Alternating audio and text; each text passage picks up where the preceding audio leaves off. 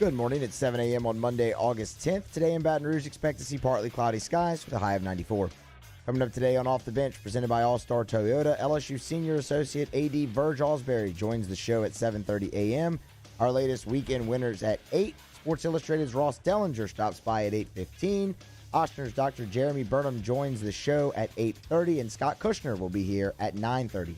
You can follow today's show by joining us inside the 104.5 ESPN Huddle app, brought to you by Bayou Ford, on Twitter or Instagram at OTB_ESPN. Get over to the 104.5 ESPN YouTube channel, watch us live, subscribe to the Off the Bench YouTube channel for new content every day. Hour number 1 of OTB starts right now.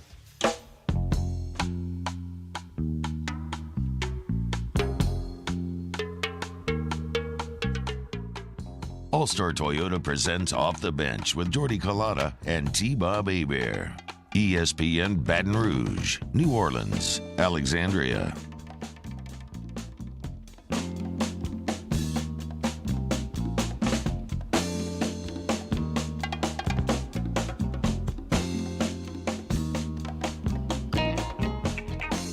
Off and at it off the bench, 104.5 ESPN Baton Rouge, 100.3 ESPN Radio in New Orleans, 94.7 ESPN Alexandria online, 104.5ESPN.com. We're on your smart speakers. We're on YouTube Live this morning. The 104.5 ESPN station. The highlights will go on the Off the Bench page. Make sure you're subscribed and notified for everything that's happening there. College football's hanging on by a thread. Ross Dellinger is behind a lot of the stories coming out of the weekend for college football. He'll be here at 8:15. Deputy Director of Athletics over at LSU, Verge Ausberry. I thought we'd be celebrating here with Ausberry for the two opponents that LSU picked up on Friday. Yeah. With Vanderbilt, Missouri. What a win for the Tigers. I was thinking, we asked so many kind of leading questions to Cole and others last week, are the big guys complaining? And we were alluding to, Alabama, stamping their feet to get their way. And then you see that you get to go to Vanderbilt for a second year in a row, and you're kind of like, oh, wait, are we the bad guys? Were we the ones stamping our feet? Because whatever happened, it worked out for LSU. But now the question becomes, will it even matter? Right? Will those games even be played, and will it matter? And that's something that we will explore from all angles today and be anxiously sitting on the edge of our seats for over the next few days. Yeah, hashtag we want to play right now is trending in the U.S. on Twitter. In fact, it's the number 3 trend on Twitter right now, about 36,000 tweets using that hashtag, and that is centered around college football. We'll catch you up on that news coming up here on Off the Bench. Ross Dellinger will stop by, as we said, 8:15 this morning from Ochsner Sports Medicine. Dr. Jeremy Burnham will be by here at 8:30 as Dellinger had a big piece over the weekend that gained some traction and really got to a lot of the offices of the Power 5 commissioners talking about a COVID-related heart disease that is out there. Dr. Burnham will stop by here at 8:30 to see if we can't get some insight from our medical partner here on Off the Bench over at Ochsner Sports Medicine. 7:30 this morning, Verge Ausberry. 8:15, Delhi. 8:30, we'll talk to Dr. Burnham. 8 o'clock, we'll have your weekend winners. Stick around. Gulf of Mexico, a huge weekend winner versus your boy this weekend. Whipped my ass, start to finish. I was seasick for the first time in my life. And it Did you do the Dramamine? Brutal. You it tried was not premedicated, so it was on me. It was my fault. It was my fault. Here are your headlines. I don't want to. Here they are on the Monday, August 10th. The other day, and you were like, well, even though I take it, it doesn't help me. You got to take it before you get on the boat. I know. 8 o'clock, weekend winners, Gulf of Mexico. Here are your headlines on this Monday, August 10th. Oh. Pride comes before the puke. Headlines on Off the Bench. Stacked a boat with fish, too. They were stepping over me.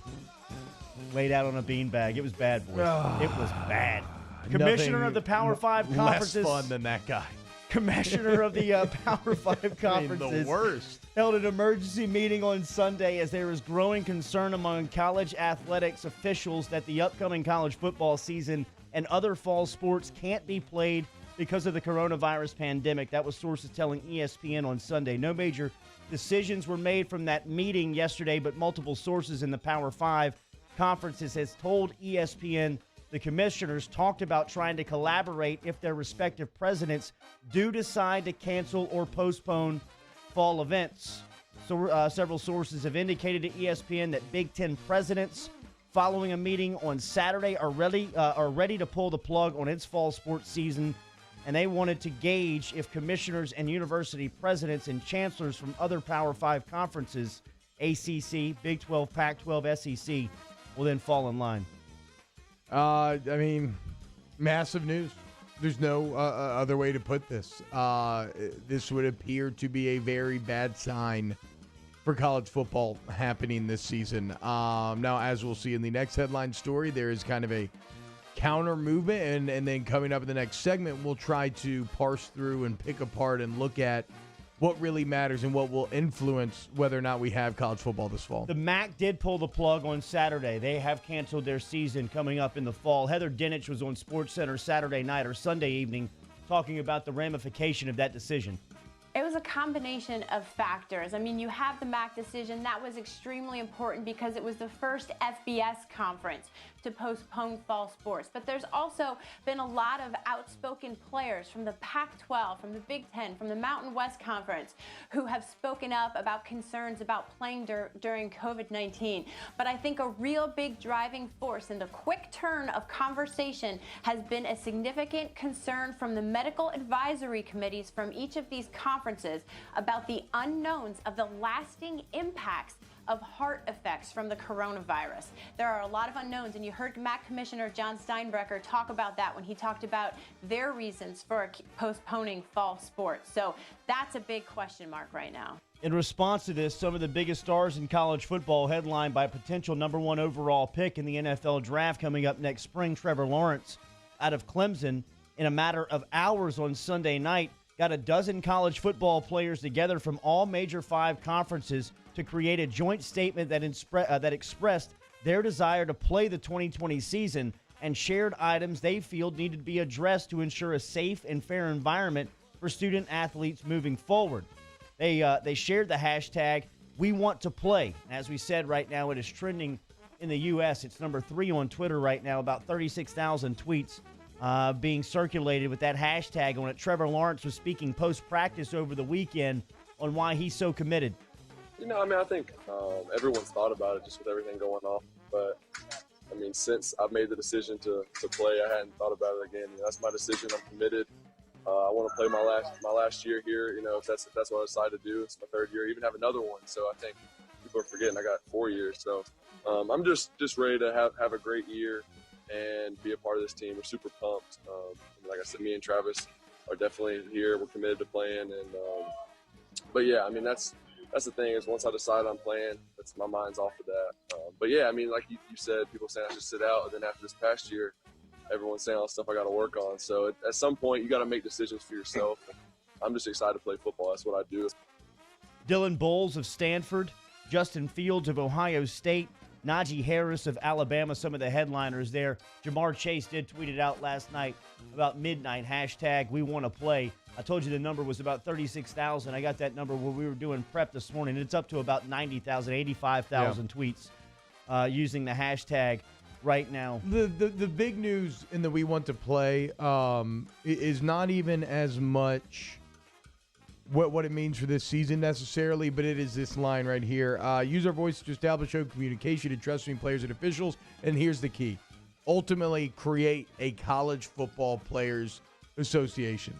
I don't know about you, Jordy. This is maybe not the first, but this is the most real call for unionization among college athletes that I've ever Feels like seen. It's going to happen. And it is the realization. I mean, how long ago did we talk about this? We talked about this months ago at the very beginning of all this, that this was likely going to be an unintentional outcome.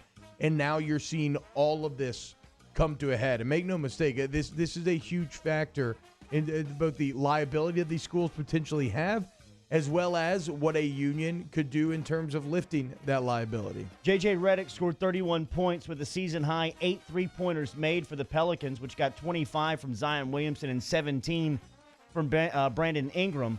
But the San Antonio Spurs put down the New Orleans Pelicans and eliminated the Pels from playoff contention with a 122-113 loss for New Orleans to San Antonio. DeMar DeRozan had 27. Rudy Gay chipped in 19 off the bench for San Antonio as they look to keep a 22-year streak alive of playoff runs with Greg Popovich and the San Antonio Spurs. The Pelicans, as we said, out of playoff contention. They will play Sacramento on Tuesday. 23-year-old Colin Morikawa pulled off a stunner on Sunday as he shot a 664 in the final round at TPC Harding Park to win the 2020 PGA Championship. Morikawa solidified his role as the face of golf's youth movement as he is only 23 years old, joining Jack Nicklaus, Tiger Woods, and Rory McIlroy as the Wanamaker Trophy holders at the age of 23. He's the third youngest player to win the PGA Championship in the stroke play era and also the ninth golfer to win the event in his debut. Saints reporter from ESPN, Mike Triplett, reported over the weekend that Emmanuel Sanders actually helped fellow friend wide receiver Benny Fowler land a job in New Orleans when Drew Brees flew to Denver in June to spend a couple of days throwing passes to Sanders and getting to know him. Brees suggested he bring another wide receiver. Sanders was already working out with Fowler, who's a close friend, and since they teamed up with the Broncos through 2014 through 2017, Drew ended up liking Benny, the way that he ran routes, Sanders said, so he's got a chance with the Saints here in training camp. Here is Sanders speaking on a conference call, talking about the workouts up to this point. Well, it was good. It was really good for me. I think just, sometimes, a lot of people, they talk about, the X's and O's, but, moving to a whole new city and you don't know any guys on the team. So when Drew came out, it kind of made me feel good to know, at least, when I show up to the locker room, I already have gotten acclimated with him. We spent 2 days together, went to Tropical Smoothie and, had lunch and got to chop it up and get to know each other. And so that was really good as well, because sometimes, on the field, that's going to work itself out. But the off the field is pretty cool to be able to get to know a guy and, know what he's about, with his family and everything. So that was important. Former LSU tight end Jamal Pettigrew will be finishing his career at McNeese State. He announced that on Saturday. Frank Wilson and the Pokes got the commitment from Pettigrew over the weekend. He also graduated from LSU, which makes him eligible to play immediately down in Lake Charles. LSU defensive lineman Neil Farrell Jr. has opted out of the 2020 season due to health concerns with coronavirus around his grandmother, as he put it out on social media over the weekend. But right now, the biggest story in sports is that college football is hanging by a thread. Ross Dellinger, who had the story over at Sports Illustrated, will be here at 8:15. We will react coming up next here on Off the Bench. Stick around. We got weekend winners coming up 8 a.m. Verge Ausberry, who's the deputy director of athletics over at LSU. We thought Ausberry would be here celebrating a pretty big win for the LSU football team after the schedule announcement by the Southeastern Conference on Friday, and the Tigers picking up Vanderbilt, traveling to Nashville, and getting Missouri to travel into Baton Rouge. That was 2 +2s, 2 big wins for the +2 schedule format in the SEC. We'll ask Ausberry now what the discussion is within the LSU administration. 8:30 this morning, Dr. Jeremy Burnham from Ochsner Sports Medicine will be by. Lots to get to here on Off the Bench. Scott Kushner coming up in the 9 o'clock hour. OTB powered every single day by All-Star Toyota.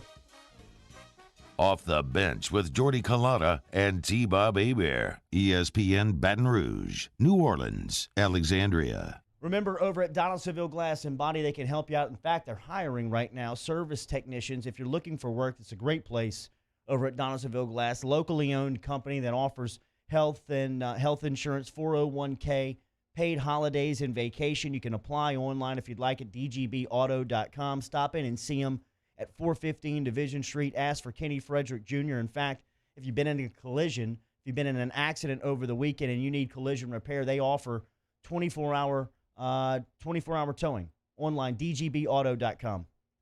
dgbauto.com, donaldsonglassandbody.com. For all of your car needs, they are the experts. Literal one-stop shop. You get in an accident, remember, you tell the insurance company, I want to go to DG&B. They'll make sure, they'll actually pick you up that brand new 2019 tow truck, fix it, then drop it back off to you. The best part is they're not going to try to cheat you or fix things that don't need to be fixed or maximize profit. They want to maximize your satisfaction. Go to donaldsonglassandbody.com. In times of need, get a full list of phone numbers, websites, and other important emergency information on the Demco Stormwatch page at 1045ESPN.com. Crime has serious consequences, but anyone can make a mistake. If you find yourself in trouble with the law, know that you have rights, and it's okay to demand them. The law offices of O.C. Brown are here to protect you and your rights. Felony or misdemeanor, DUI or drug charge. No matter what crime you're accused of, you still have rights. Let the law offices of O.C. Brown uphold them. Call 225-343-1111. Your law firm for a lifetime. I've been doing business with Luba for 25 years. They're dependable, trustworthy. It's just the attention to detail with our clients. Our folks have years and years of experience. They're highly trained professionals, but many companies have that asset. What I'd like to think makes Luba a bit different is that we use those talents in a way that truly is dedicated to serving the needs of the folks who depend on us. If I built a van, it would do more than haul. It would carry my entire business. I'd make it available in dozens, make not thousands of configurations. It would keep an eye on my fleet. And an eye out for danger. If I built a van, I'd make it available in diesel and gas. And I'd build it right here in South Carolina. Introducing the all-new Sprinter, starting at $33,790. Built in the USA. Mercedes-Benz. Vans. Born to run. Are you a licensed contractor? There's lots of good contractors in Louisiana doing work the right way, but unfortunately, too many unlicensed contractors are working outside the licensing requirements. Working as a contractor in Louisiana requires a license for the company doing the work. The Louisiana State Licensing Board for Contractors wants to help you get licensed to allow you to conduct work legally. It's not difficult to get the license. We can help you. Go to lacontractor.org for more information. Licensed contractors, it's the law. Gulf Coast Office Products is a nationally recognized Savin office equipment dealer based right here in Louisiana. Over 100 employees strong, Gulf Coast has the boots on the ground to support all vertical markets, from education, engineering, legal, and finance. With the latest in office technology, from desktop to production segment units, Gulf Coast and Savin have the perfect fit for you. Call 225-756-2644. That's 756-2644 for Gulf Coast Office Products.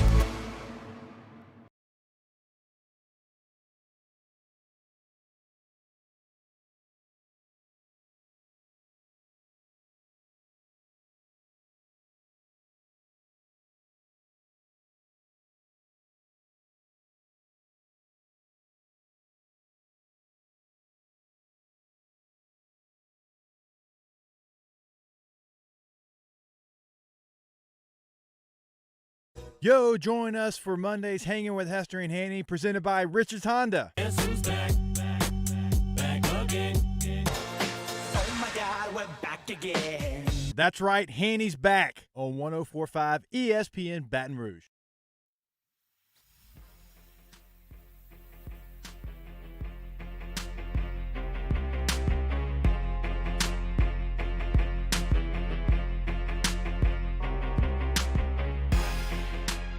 All-Star Toyota presents Off the Bench with Jordy Collada and T-Bob Hebert. ESPN Baton Rouge, New Orleans, Alexandria. All right, stick around here on OTB. Verge Ausberry, Deputy Director of Athletics over at LSU, going to stop by here in 12 minutes. We'll get his thoughts on the state of college football right now, but which seems like it is a couple of meetings away from being non-existent. The weekend for college football was not a good one. It wasn't even like that. Well, excuse me. I don't know about you. To me, it was like 6 o'clock yesterday. Was that when the first tweets started rolling in? Maybe around 4 or 5. That's when Delly's story, I feel like, started gaining some traction. And then it just felt like, and this is kind of how things work on social media, you get a little momentum. It just felt like a rising tide, and more bad potential news started coming about. Yeah, I think the tweet that really got it going was Pat Ford.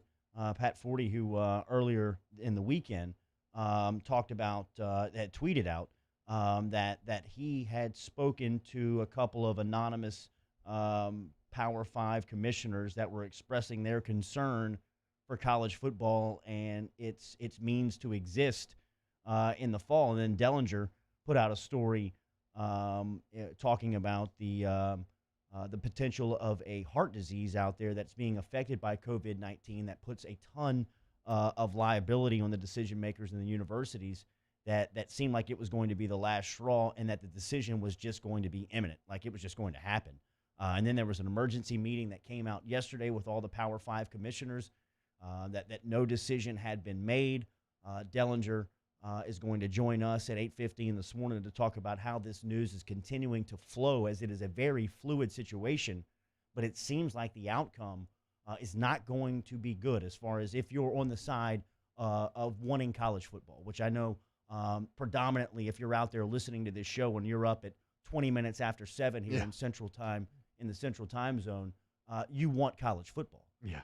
And as we bark into these microphones, we want college football. Yeah. Especially when you look around and you see some of the stars like Trevor Lawrence, which, by the way, love him or hate him, I think Trevor Lawrence has done a ton to answer any type of leadership questions that you may have about him, because he has unified this group of the player movement. I think he deserves a lot of credit for stepping out there. I mean, a lot of people in this situation, he's pretty much a guaranteed number one pick, going into this season. He doesn't have a lot to gain by putting his voice out there. He's got probably more to lose than he has to gain. I think has shown tremendous leadership in this time of adversity, really and truly. Better leadership than we've heard from any of these Power 5 commissioners that we've yet to really see or hear at this point. We just keep hearing these anonymous statements that come out about the future of the game. So hopefully we can get some questions, whether it's Ausberry coming up here in 9 minutes, Dellinger coming up here at 8:15, Dr. Jeremy Burnham coming up at 8:30 this morning, just on what the true effects of what's happening around college football right now, because it seems like the decision is being made by suits and ties rather than white coats, right? It seems like the decision. Well, I don't know. I don't know. I don't know. I don't know if I fully agree with that, because I mean, who are the suits and ties getting their advice from? Like it is. I think more suits and ties. But I mean, the MAC guys and everything, when they were talking about this, like they referenced that it was the medical advice that ultimately pushed him to make the decision. Now, obviously, the medical advice is tied in with liability, right? And to me, that's at the heart of everything. That's it. Yeah, I mean, that's the underlying. Yeah, that's the liability, right? But there is a clear medical risk that the medical community is telling that these administrators. Now, the thing is, if there were a union and if these players were paid and more like employees, and then they would be empowered to then make their own decision. You could legally set it up where they could make their own decision, and the school would not be liable. And then maybe the players then could make a fully informed decision based on the medical risks as to whether or not they wanted to expose themselves to that. The fact that they are not paid and there is no union, and so they are like other students, and the schools would be potentially liable, means that then all of that is that all of that medical concern has to be accounted for solely on the school side. And then obviously they're going to err on the side of caution so that it doesn't look like, let's say the nightmare scenario strikes and a player dies, right? Or something along those lines. Well, it's going to be a tough explanation for the school then to say, oh, well, we were making them play football so we could make all this money, even though they weren't getting a piece of it, right? What's fascinating to me, Jordy, about all of this is that I never thought that I would see the day where the tension to create a union would be players wanting to play as opposed to striking, right? I mean, if you look throughout just world history. Well, I think this highlights just exactly how far off base that these leaders, these so-called leaders and commissioners of these conferences are when you look around college football and you see the employees, the work, the talent out there pleading to play. They know the liabilities. Did you know the liabilities of playing football when you signed your scholarship at LSU? I feel like they did a pretty good job of educating you. Yeah. You spelled it out. You knew what you were signing up for. You knew the risks that you were taking. You knew that there was going to be some adversity that you were going to face, but you also knew that there were going to be a lot of good times. Yeah. That there were going to be a lot of times to celebrate. And I think more than anything, that's being highlighted by these players right now that are coming out and saying, we want to play. And Trevor Lawrence's statement, I thought, was more of a representation of, look, we understand the risks that we're taking. They have the options to opt out. You should also have the option to opt in. So I don't understand why these guys in suits and ties are coming in and making this decision now. Because to me, the threat of the medical threat has always been there. We've been talking about a virus. This isn't something new. You're not learning that this is a deadly disease here on August 10th.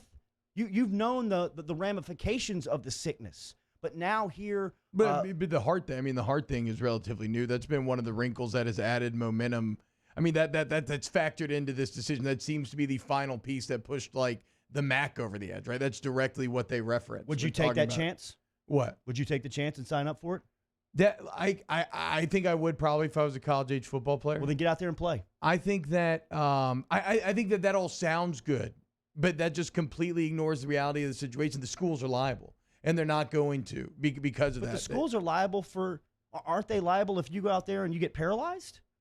Aren't they liable if you go out there and? But what's more likely in terms of like getting paralyzed or traditional football injuries versus something that COVID could create? This is something new. Well, in the age demographic of college football players, COVID has showed that it has really zero effects on it. I'm not going to argue the medical facts here because I don't know enough. I can't sit here and pretend to argue medical facts. So I'm not going to engage in that. My entire point is that this is going to be the crux. And what's fascinating about it is that, like I said, the tension that'll be used to form a union will be players wanting to play rather than striking. Think about that for a second. Every other time in history, when you form a union, what do? You don't work. And that's why this becomes so incredible, because this could maybe actually work, because this is going to bring a lot of people over to your side that people weren't, right? Like the people that were never on the unionization side to begin with, they're still fans of college football. So they're going to want college football to happen. And so if making a union takes that, well, they're able to support the union. If you already support a union, well, you are still going to. And I keep mentioning the word liability, right? And it's because I believe that that's at the heart of the issue. And the odd part about that is you have to ask the question, are the players actually safer if they don't play? Because that's the entire crux of the argument to cancel, right? Is that they're being exposed to unnecessary risk through playing football. But then you really have to look at it. Is it truly more risky than being at home with no football? And I think there's a very strong argument to be made that they are not safer being at home. Look at Trevor Lawrence's statement. I mean, he brought up a lot of this, right? He talks about all the incredible protections and restrictions that they have when they're in school, the more regimented and kind of disciplined life they have. They have top-notch medical care if anything does go wrong. In that Hart article, kind of buried in it, is that one of the doctors said, we can still play.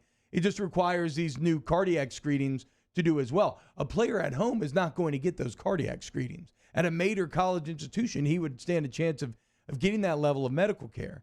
So, like, I think there's actually a very strong argument to be made that players are safer playing football than they are at home, which once again, you can't argue that. Okay, well then once again though, that highlights that this is a liability issue.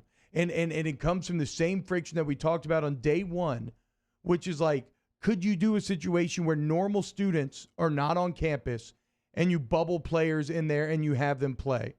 Or where you're not required to come in. And the reason why we said you couldn't is because that was going to create a very clear separation of the student and the athlete and call into question what student-athlete actually is. Now we're arriving at that point, and it's going to be fascinating to see who wins this battle. Will it be this movement from the players, or will it be, like you said, the presidents, the suits and ties, who, like, I don't think it's some, like, nefarious plan, right? Or they, like, hate the kids or anything, but, like, it's just the medical concerns, even though statistically are low for people that age, they are high enough where they're causing too much consternation among decision makers as to, okay, if the nightmare scenario happened, how would it reflect on us? What would happen to us? I think if you had a virus and you went out for 2-a-days, or, back in your day, 2-a-days, but now college football practice, you were open to a heart disease at that point. I think it's very convenient right now to come up on August 10th in a pandemic that has been circulated around a virus to now tie your argument or tie a way out of playing the game on a medical condition. Why would they be looking for a way out, though? I mean, this is Well, not. I think that the MAC is on the way out because they're looking to save money. I think that's a money grab. I think that the Ivy League was a money grab. I think that the Patriot League was a money grab. I think they looked around and said, you know what? They're saving money.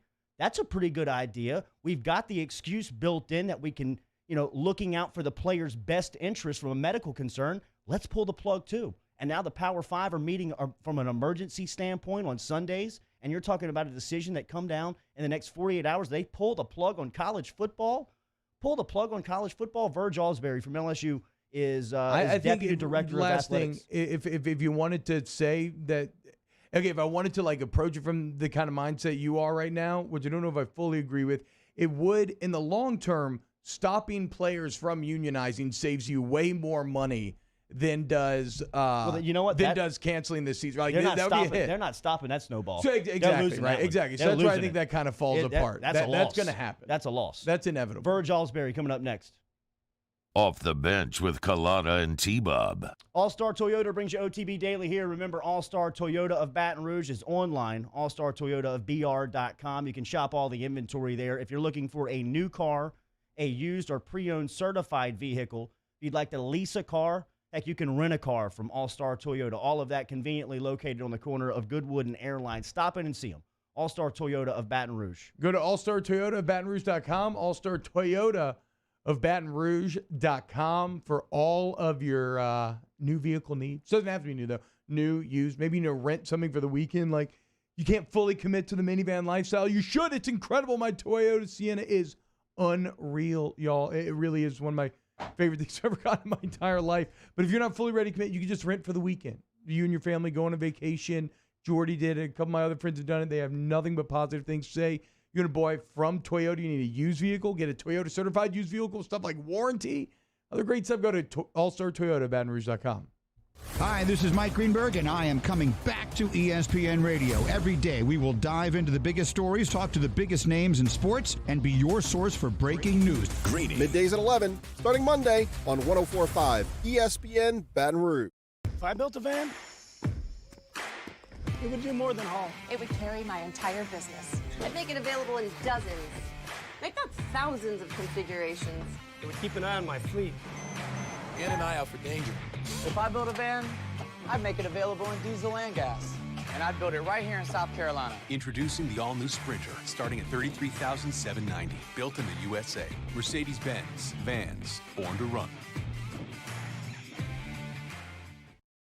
Gulf Coast Bank and Trust is a local bank with a straightforward philosophy. It's about doing the right thing for our customers. Participating in our community with annual local fundraisers. Offering individual attention in a modern banking atmosphere with a trusted local company. Gulf Coast Bank invested in technology with a local touch, giving our customers the power to bank anywhere, anytime. We're building relationships through personal service as the bank that cares about you. Gulf Coast Bank and Trust, the bank that cares about you.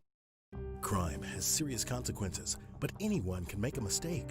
If you find yourself in trouble with the law, know that you have rights, and it's okay to demand them. The law offices of O.C. Brown are here to protect you and your rights. Felony or misdemeanor, DUI or drug charge. No matter what crime you're accused of, you still have rights. Let the law offices of O.C. Brown uphold them. Call 225-343-1111. Your law firm for a lifetime. 104.5 ESPN invites you to take a short quiz for a chance to win a brand new EU1000 generator from our friends at Bozeman Distributors. Simply go to 1045ESPN.com now through August 16th and take the quiz to see how prepared you are for hurricane season. Everyone who takes the quiz is automatically entered to win the generator. Our winner will be chosen on Monday, August 17th. Get prepared for hurricane season from 1045 ESPN and stay prepared with Bozeman Distributors.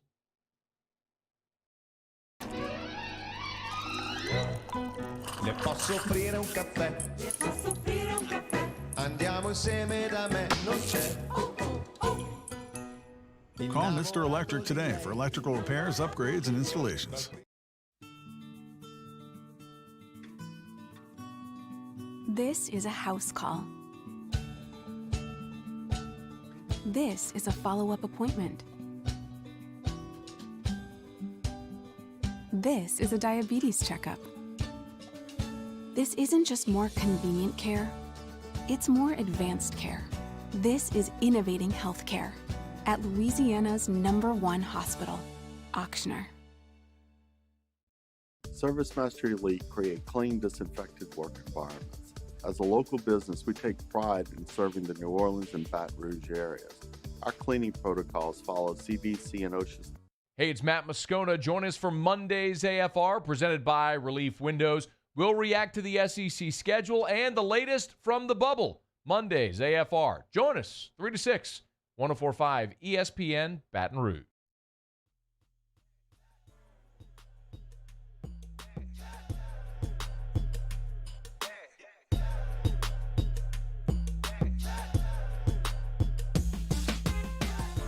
All-Star Toyota presents Off the Bench with Jordy Collada and T-Bob Hebert. ESPN Baton Rouge, New Orleans, Alexandria.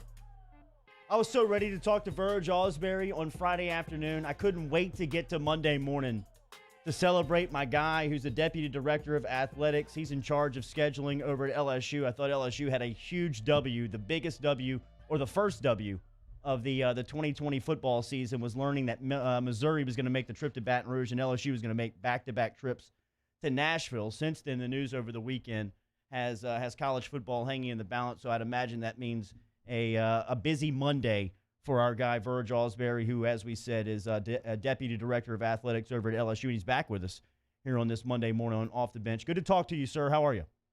Good to be back, Jordy. How you doing this morning? I guess let's just start in chronological order. Friday, you guys get the news that you add Missouri and you add Vanderbilt to the roster. What was the reaction from you guys? Or just take me through that process of learning that those were the two schools added.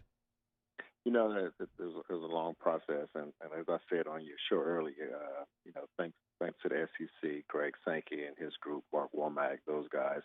They did a great job with this process. With so much uncertainty there, and so much we don't know what's going to happen, and didn't know how this was going to turn out. They walked us through and kept everybody on the same page in the conference, all 14 schools. We didn't learn about it until about 3:30, 4 o'clock Friday afternoon, who our opponents were going to be. In fact, Jordan, we thought it would be someone else, two other teams, or one other team, and one of the teams that we got picked. But we were shocked when the calls came through, and it was Missouri here and Vanderbilt there. And, we were happy, especially the way our schedule falls in the SEC West, and Florida's that permanent opponent. And, Jordy, we were the champion. We were the national champion, still a national champion. And I think it was deserving that, if you do like high school football and the other picks, the best teams get the best schedule. So I think that might have played into it, but it worked out the way we wanted to work. Absolutely. Respect to the champs, baby. Okay, so since then, what has discussions been like, whether it's between you and the league office or between you and the brass at LSU, on what the likelihood of you guys playing this schedule is? Right now, this like I said earlier, there's so much uncertainty, Jordan. We don't know. And the thing we're handling right now is just the health of our athletes, the health of our students, and we're going to, monitor this thing. I think there'll be a lot of conversations over the next couple of days here, and just try to figure out what's going on. And it's so much uncertainty. There's so many rumors out there. There's so many different people talking, and really no one has a definite answer of what's going to happen. But we're monitoring it close. We're talking to our football coach. We're talking to our student athletes. And, out of what happens, we could be positive about this thing. We're going to stay positive right now. We got the great schedule Friday. And, hopefully we could get this thing going. And it's kind of fascinating, Verge, because where we sit today, Monday morning, 7:30 a.m., it does look like university presidents could end up going head-to-head with the athletes themselves, who appear to, on the whole, to want to play this fall. And I guess the question is, if it did come down to that, how much momentum can these athletes actually create in terms of deciding whether they themselves get to play or not? In our business, especially the NCAA and been in this business a while, there's always reshaping and reforming of our business and the business model of what happens and how this thing looks. They've been talking years and years about different looks looks within the NCAA, different looks in the Power Five, things of that nature. I think it's a process, and I think there'll be a lot of conversations. I think when this thing is over, there'll be a different look to how things look in college athletics, and it's a long process. And right now, we can't get emotional and make emotional decisions. We have to stay calm. We have to keep doing what we do, and that's keeping the athletes healthy. That's keeping us the football schedule we have. That's keeping people, in the workouts. And then we get to those points, we get to those points. But our jobs are to monitor and make sure that the well-being of our student athletes, our coaches, and our fans, that's what we have to do, and make sure LSU is in the right position. Verge Ausberry joining us here, ESPN Baton Rouge, New Orleans, Alexandria. Saw a tweet come out from Jamar Chase last night. Obviously, he's the best player in college football, best player on LSU's team. Can you talk about the relationship you have with the players and kind of what the back and forth is with a player like Chase in a time like this where there's uncertainty around the game? Well, Chase is a leader, and he's one of the leaders on our team. He's been a leader for a while in our program. I helped recruit Jamar. You remember Jamar made the Florida early in the process, and but we got him back. I'm very close to his father, Jimmy, and his mother in the recruiting process. I met with those parents.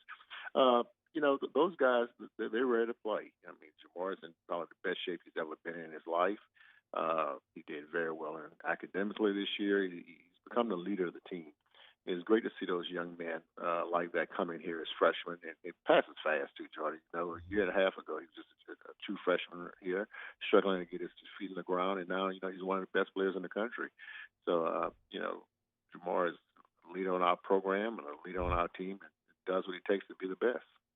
Talking to Verge Ausberry, LSU Executive Deputy Athletic Director here on Off the Bench, 104.5, 100.3, 94.7 ESPN. Verge, one of the conversations we've been having is whether or not players are actually safer on or off campus. Do you think that players are safer in the football environment versus being at home with postponed football? That was a great debate we had, and I talked earlier about Dr. Katie O'Neill and Shelly Marnex, who led this for us. One of the things that we thought also about the bubble, like you talk about the NBA, do you put them all in one area? And could that work? It probably can, but I'm talking about 18, 19, 20-year-olds, and you don't see that with every group, like you saw it in Major League Baseball. And it's just a discipline of a kid at that age. And, they're going to go home. There's breaks in between. There's parents. So they get exposed to other things when they visit other people outside the bubble. It would be very hard to contain a group of guys like that in one section, one area, unless you just move them completely off the campus. There's students coming back at LSU here soon. There's students coming back in Southern, Baton Rouge Community College. High schools are starting up again. So there's a lot of people, as you know, in the summer, Baton Rouge is slow, but when school starts, Baton Rouge, traffic is bad in the city. A lot of people will be in the city. And a lot of our student athletes are going to be exposed to a lot of people. So, you look at it, the thing we did was, let them mature on their own, and we're going to help them with that and make sure that they stay safe. Make sure when you're at home, you know who you're around, you know where you're going, and you'll be able to track it if anything was to happen. But it's very hard to say, could we just put them all in a bubble and be safe? Verge, you're in the position of decision-making at a very prominent SEC school. What's today look like for you? What's your agenda look like? Today's a lot of phone calls, my friend. Mm-hmm. A lot of phone calls, a lot of discussions. There's a lot of things out there, and you all know what they are. And we just talking and keeping an open line of dialogue on. You have to, because bottom line, there's uncertainty. You don't know who's saying what. You don't know where it's coming from. You have other conferences making comments out there. I think we've done a great job as the SEC. And in these times, people say, "Well, once you leave, once you come out and say something," well, it's not that time. We ought to leave. We're trying to make sure that we have the right information before you say something, not just saying something to say something. And a lot of people just want to get out there and make comments and really don't know what direction this thing is going to take. It changes from, like I told people, it changes from week to week, day to day, hour to hour. Verge, good luck to you and your compadres today. I know that there is a lot of people watching on what happens with the decisions that comes out of conferences, in particular right here around this region in the SEC football. Thank you for your time this morning. Appreciate it. Thank you. Got it. There's Verge Ausberry checking in from LSU football this morning.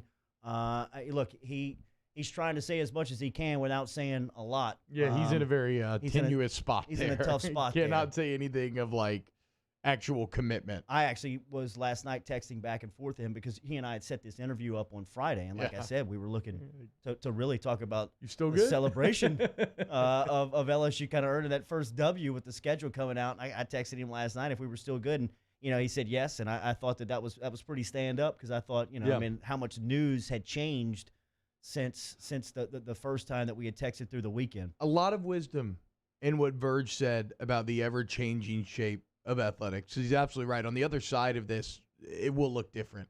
And from where I sit, it seems like now I'm not a lawyer, so I don't know how you make this happen, but the fix feels like get rid of amateurism, at least in the revenue-producing sports. Don't have the revenue-producing sports beholden to things like Title IX or other because they are their own thing, right? It's just capitalism. They make money. These major Power 5 football make major Power 5 football its own thing. Get a players union, and then if that was the case, you could educate players on the risks they are assuming, because as Jordy says, they are akin to many other risks that football has always had, at least like numbers-wise, statistically.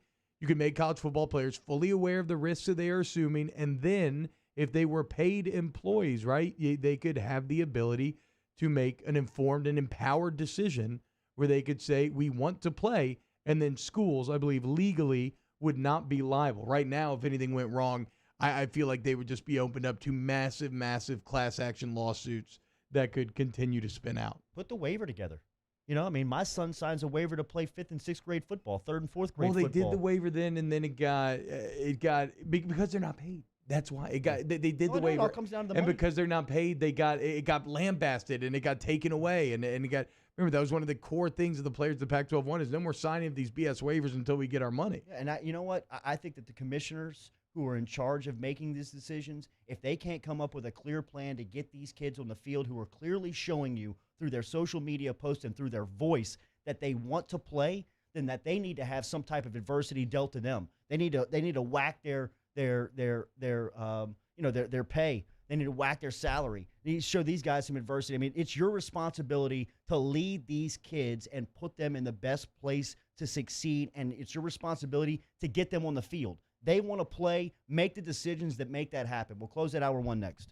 Off the Bench with Kalata and T-Bob. Central Plumbing Company brings you OTB Daily here online, centralplumbing.org. 925-8552 is the phone numbers. That's how you get in touch with Jay Payne, Zach Payne, Brandon LeBlanc, and all of the fine, trusted folks from Central Plumbing Company. You need commercial or residential plumbing services, they got you taken care of. They're online, centralplumbing.org, or dial them up, 925-8552. 925-8552, centralplumbing.org. Go there today for any plumbing issues that you have. For real, I want your brain. Immediately, you go to turn on a sink, the water doesn't start. Maybe it sprays out of somewhere random. You go to flush, it doesn't happen. Your shower's not draining. When any of these things happen, I immediately just want you to think of Central Plumbing. You can either go online to centralplumbing.org. You call 925-8552. They're licensed, bonded, and insured. Flat rate, pricing structure, great warranty. They show up, they fix your problems. You don't lift a finger. Also, know it is storm season. If you want to buy and install a home generator, they do that as well. Go to centralplumbing.org. Centralplumbing.org. We opened up the playbook and expanded our coverage. Listen daily in high definition on 98.1 HD2. We are 104.5 ESPN Baton Rouge. I've been doing business with Luba for 25 years. They're dependable, trustworthy. It's just the attention to detail with our clients. Our folks have years and years of experience. They're highly trained professionals. But many companies have that asset. What I'd like to think makes Luba a bit different is that we use those talents in a way that truly is dedicated to serving the needs of the folks who depend on us. At All-Star Toyota, you get it all. If you're in the market for an all-new Toyota vehicle, come see our friendly and knowledgeable sales team at All-Star Toyota. Located in Baton Rouge at the corner of Airline and Goodwood, we've been serving our community since 2005 by offering a large selection of new Toyota cars, trucks, and SUVs. Get behind the wheel of your dream car and take a test drive at All-Star Toyota today. Gulf Coast Bank and Trust is a local bank with a straightforward philosophy. It's about doing the right thing for our customers. Participating in our community with annual local fundraisers, offering individual attention in a modern banking atmosphere with a trusted local company. Gulf Coast Bank invested in technology with a local touch, giving our customers the power to bank anywhere, anytime. We're building relationships through personal service as the bank that cares about you. Gulf Coast Bank and Trust, the bank that cares about you. Are you a licensed contractor? There's lots of good contractors in Louisiana doing work the right way, but unfortunately, too many unlicensed contractors are working outside the licensing requirements. Working as a contractor in Louisiana requires a license for the company doing the work. The Louisiana State Licensing Board for Contractors wants to help you get licensed to allow you to conduct work legally. It's not difficult to get the license. We can help you. Go to lacontractor.org for more information. Licensed contractors, it's the law. If I built a van, it would do more than haul. It would carry my entire business. I'd make it available in dozens, if not thousands of configurations. It would keep an eye on my fleet. And an eye out for danger. If I built a van, I'd make it available in diesel and gas. And I'd build it right here in South Carolina. Introducing the all-new Sprinter, starting at $33,790. Built in the USA. Mercedes-Benz. Vans. Born to run. Gulf Coast Office Products is a nationally recognized Savin office equipment dealer based right here in Louisiana. Over 100 employees strong, Gulf Coast has the boots on the ground to support all vertical markets from education, engineering, legal, and finance. With the latest in office technology from desktop to production segment units, Gulf Coast and Savin have the perfect fit for you. Call 225-756-2644. That's 756-2644 for Gulf Coast Office Products. Tune into a Monday edition of Game Time with Jimmy Ott and Ben Mintz. The guys recap all the action from over the weekend as they're live from Ruffino's on Highland Road. Tune in from 6 to 8 p.m. on 104.5 ESPN Baton Rouge.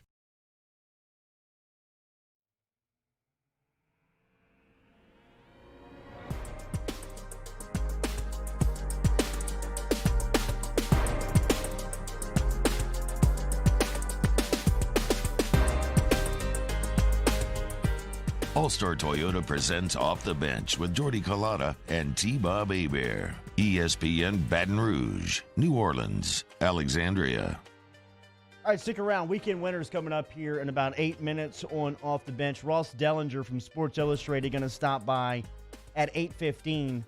8:30, Dr. Jeremy Burnham can help give us some insight on the medical portion of the story that was coming out over the weekend with Dellinger talking about the heart effects with COVID-19 and playing college football. Dellinger is suffering from an age-old adage, which is he is the messenger and he is getting shot right now. I mean, imagine doing that job where, like, all you do is, like, you just talk to power, you talk to decision makers, and they tell you what they're feeling, you report it, and then it's your fault that college football is not happening. So I feel for you, Ross.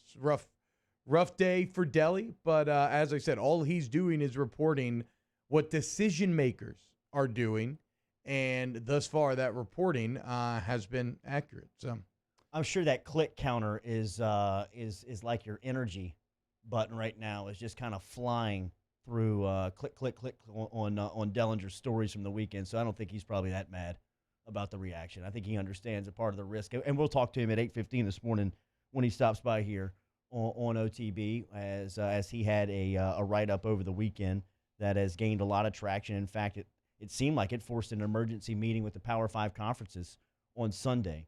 And Heather Dinich over at ESPN and Dellinger and some of the college football reporters. But that's the thing. Did his article force that meeting, or was that meeting already going to happen and he's just reporting on what is already going around in those circles, right?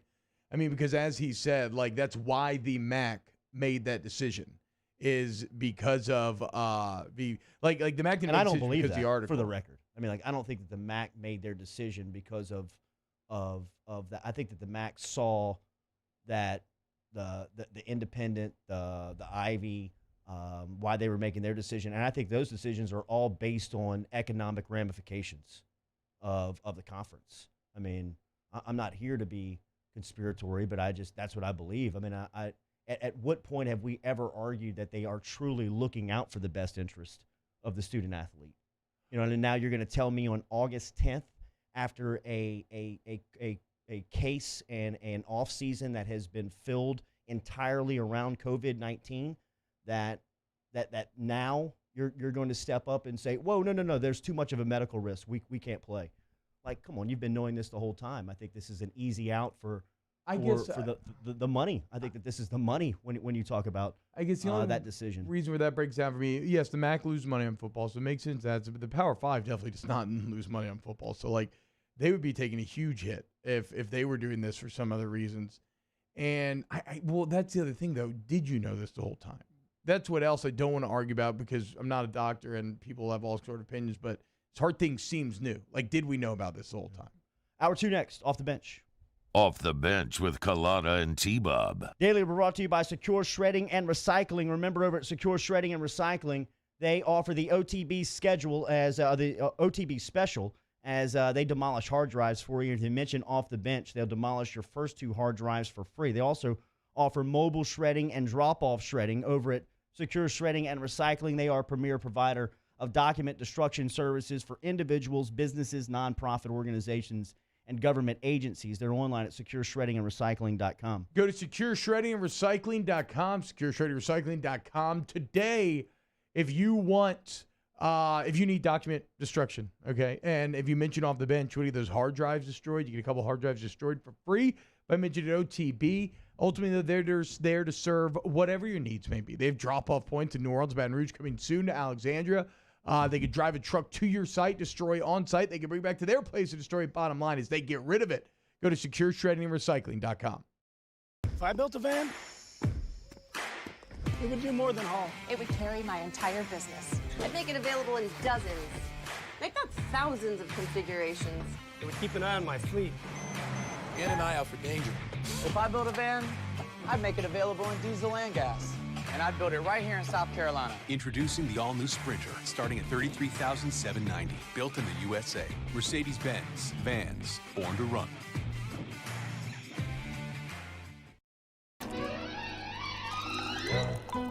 Le posso offrire un caffè? Andiamo insieme da me, non c'è. Call Mr. Electric today for electrical repairs, upgrades, and installations.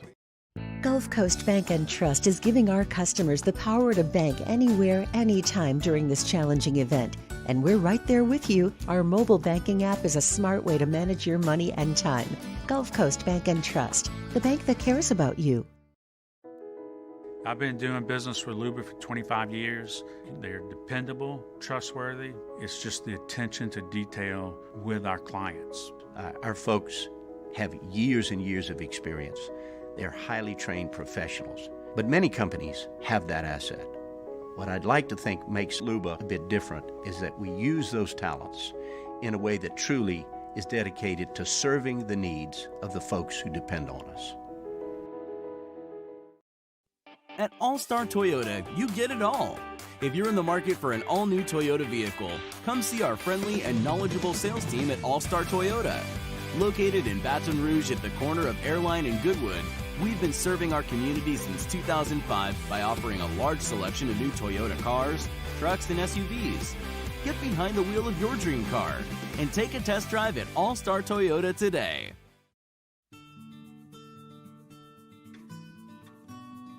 This is a house call. This is a follow-up appointment. This is a diabetes checkup. This isn't just more convenient care, it's more advanced care. This is innovating healthcare at Louisiana's #1 hospital, Ochsner. ServiceMaster Elite create clean, disinfected work environments. As a local business, we take pride in serving the New Orleans and Baton Rouge areas.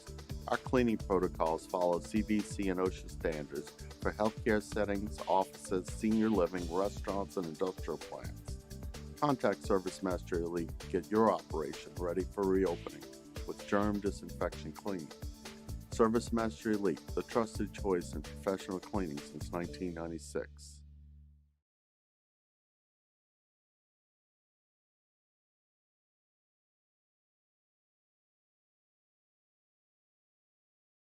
Or is brought to you by Spencer Callahan Injury Lawyers.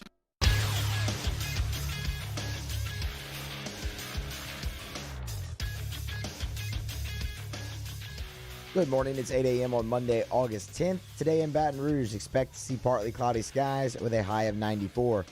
Coming up in hour 2, we give you our weekend winners. Next, Sports Illustrated's Ross Dellinger talks college football at 8:15. Ochsner's Dr. Jeremy Burnham joins the show at 8:30, and Scott Kushner talks Pelicans at 9:30. And follow today's show by joining us inside the 104.5 ESPN Huddle app, brought to you by Bayou Ford, on Twitter or Instagram at OTB_ESPN. Watch us live on the 104.5 ESPN YouTube channel. Subscribe, then get over to the Off the Bench YouTube channel, subscribe, and set your notifications for new content posted daily. Hour number 2 of OTB starts right now.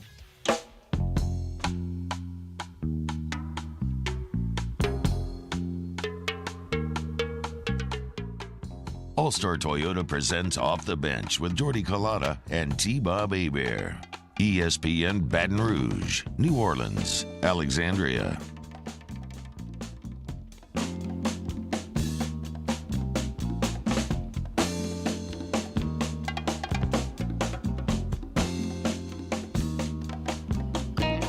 Off and at it, hour 2 off the bench, powered by All-Star Toyota every single day here at OTB, 104.5 ESPN Baton Rouge, 100.3 ESPN Radio in New Orleans, 94.7 ESPN Alexandria, online 104.5 ESPN.com. We were joined by Verge Ausberry, Deputy Director of Athletics over at LSU. Big day for him in his office.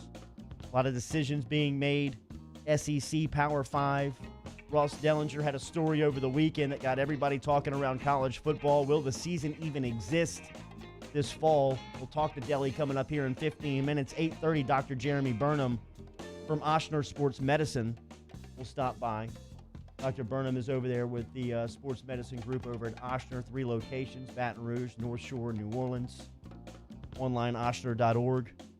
Remember, we're on YouTube. If you're looking for us, we're on the 104.5 ESPN station. And all of our live shows will originate there. OTB, Hanging with Hanny and Hester, AFR, Game Time, 6 to 8, Jimmy Ott, Ben Mintz over at Beauvoir Park on Friday. Excellent reviews from the little sliver of great piece of land in Baton Rouge, right in the middle of Baton Rouge, behind Building 5 and K Street, under the overpass. Stick around here in hour 2. We're going to lead you off with weekend winners. We do that every Monday morning here on Off the Bench. Here's the latest edition. That's how winning is done. That's right. We can't have anyone freak out there, okay? We've got to keep our composure. We've got too far. I'm by winning. I win here and I win there. Now what? Are you doing what it takes to win a championship? Wow, winning. Well, then I guess there's only one thing left to do. What's that? Win the whole thing. All right, my first weekend winner, the Gulf of Mexico. Got me over the weekend. We pulled out on Friday afternoon. We left from Port Fouchon. And I thought I was going to be great, man. They did hit me with a little curveball when I showed up. So I got there Friday evening around like 7:30, and they said, we're going to leave overnight. We're going to go overnight. They're going to leave the dock around 9. That way when we wake up, we're going to be about 100 miles offshore. We'll be on the fish right when the sun breaks. I said, you know what? It's a smart plan. So you're on a pretty big boat. Y'all going deep. Yeah, we had a great – and see, I was with, like, sport fishermen. You know what I mean? So, like, if one guy starts puking, they're not turning the boat around. They're here to fish. Well, also, you mean you're out there. Yeah. Is there a bathroom on the boat? No.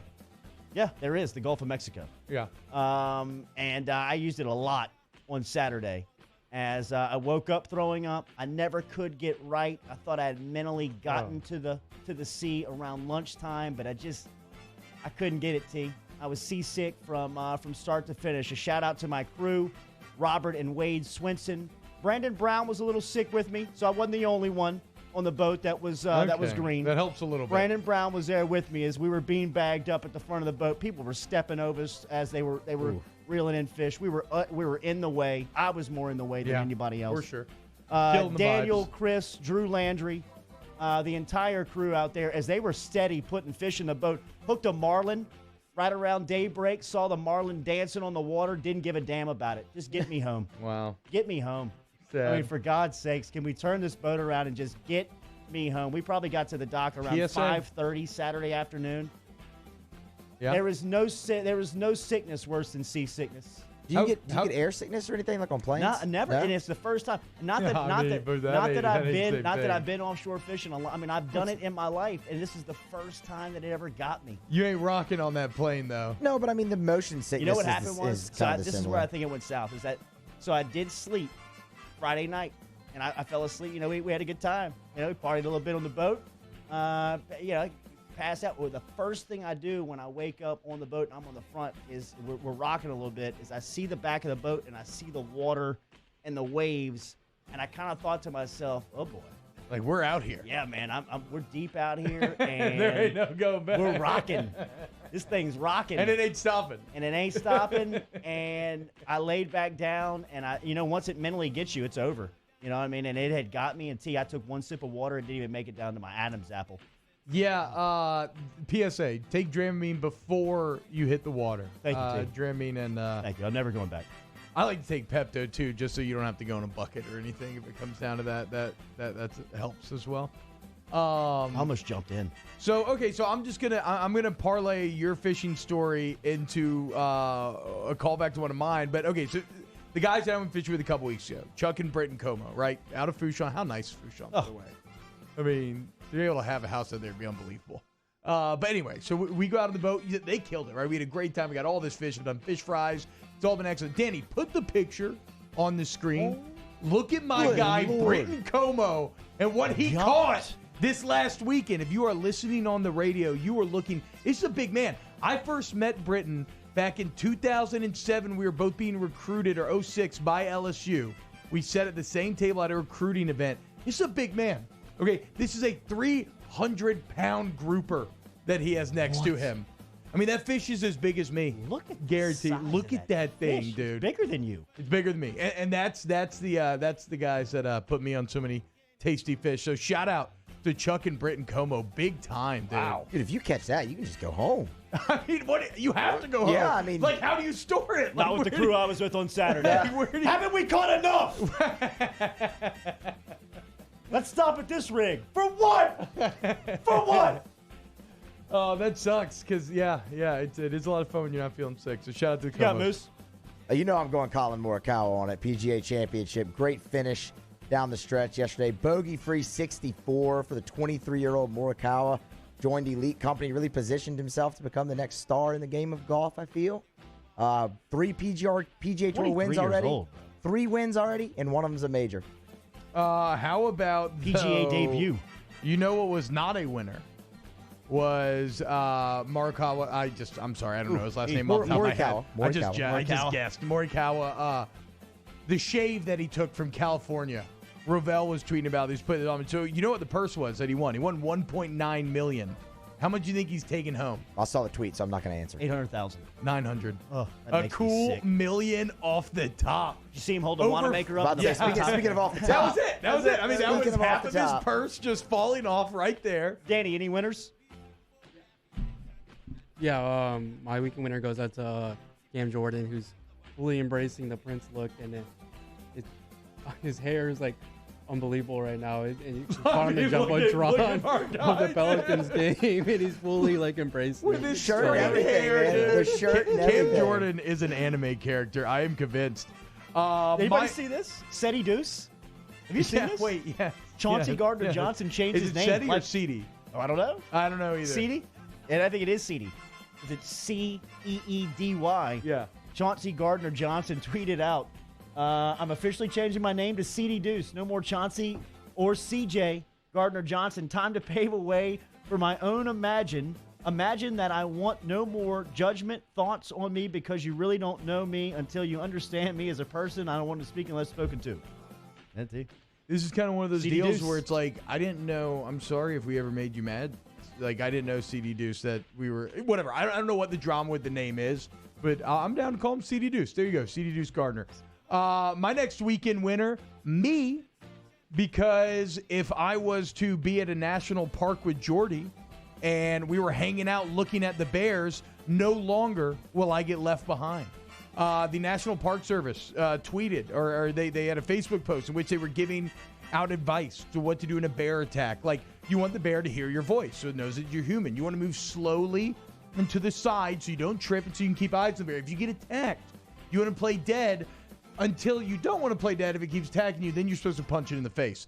But one of the key piece of advice was, quote, please don't run from bears or push your slower friends down in attempts of saving yourself. So there is clear advice, Jordy, even though you are indeed faster than me, if you are to leave me behind in the instance of a bear attack, that you are going directly against what the National Park Service wants you to do. So big win for all of us slow guys. I would hurdle you running away from a bear.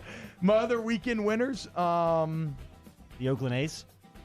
Oh, yeah. That Well, guy's how a about- champion. how He about him, charged dude? an entire dugout. How about him?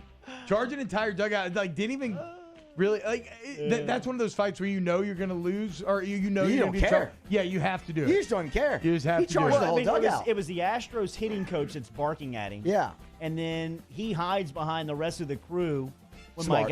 my guy charges into the dugout. I love that it came from the Oakland A's. Isn't Mike Fiers, isn't he a part of Oakland now? Yes. Or was He is. Yeah. And he's the one that started this whole thing. Yeah.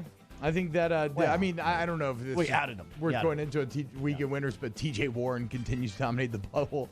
Dagger 3, last See second Draymond? against the Lakers. See Draymond tampering for Devin Booker, TNT. I'm trying to get Book, find $50,000. Still maybe worth it if he gets him in the end. And then tweeting out the laughing emoji. Yeah. So what he said, in case you didn't see the story, was just that Devin Booker needs to leave Phoenix. He's being essentially. wasted. Yeah, Wasted. that he's being wasted. It's not good for his career. And obviously that is not allowed. Maybe a small winner here. I feel like I've become, due to wearing masks and everything, I feel like I'm becoming much more conscious of my breath. So I've started carrying around breath mint, Orbit White's gums, other things like that. So I probably have better breath hygiene and awareness than I've ever had in my life. I mean, think about it. Is there anything worse than when you put on your mask and you immediately don't like what you're smelling? It's a bad feeling. Makes you feel very self-conscious immediately. So a little slight winner there. Brand new breakfast spot in New Orleans. Oh, yeah? Danny? Wake and Nude? bacon? Nude? Oh, bro. You're talking about one of my old haunts. Cool. It's been around forever. It's Gee, incredible. why don't you tell me about it? They have one of the premier sausage, egg, and cheese biscuits.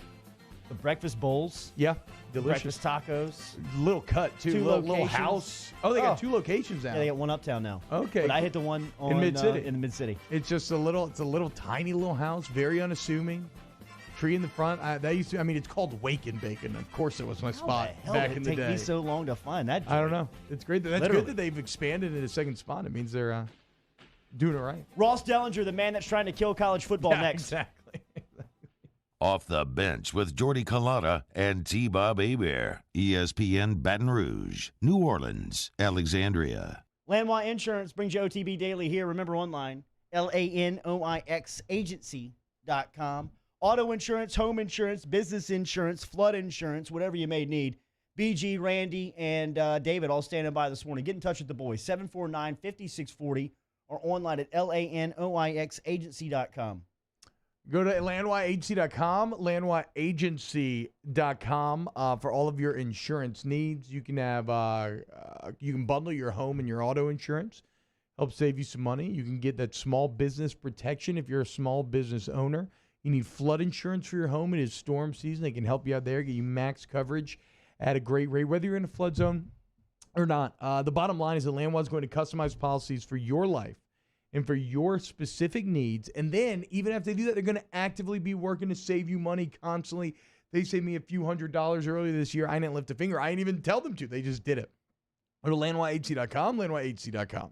Off the Bench, hanging with Hester and Hanny. After further review and more are all live daily on the 104.5 ESPN Baton Rouge YouTube page. Subscribe now to interact with us inside the live chat. Find highlights for each show's channel and get notified whenever we go live.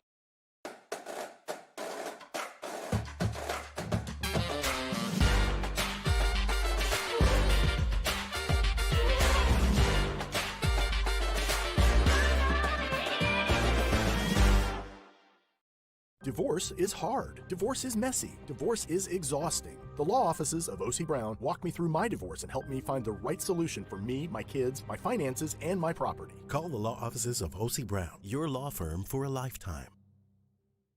Here at Corval Toyota, we don't just sell cars, we buy them too. Bring your car in so we can see it, and within minutes, you can turn your car into cash or trade it in towards your next vehicle. It's a fast and easy process.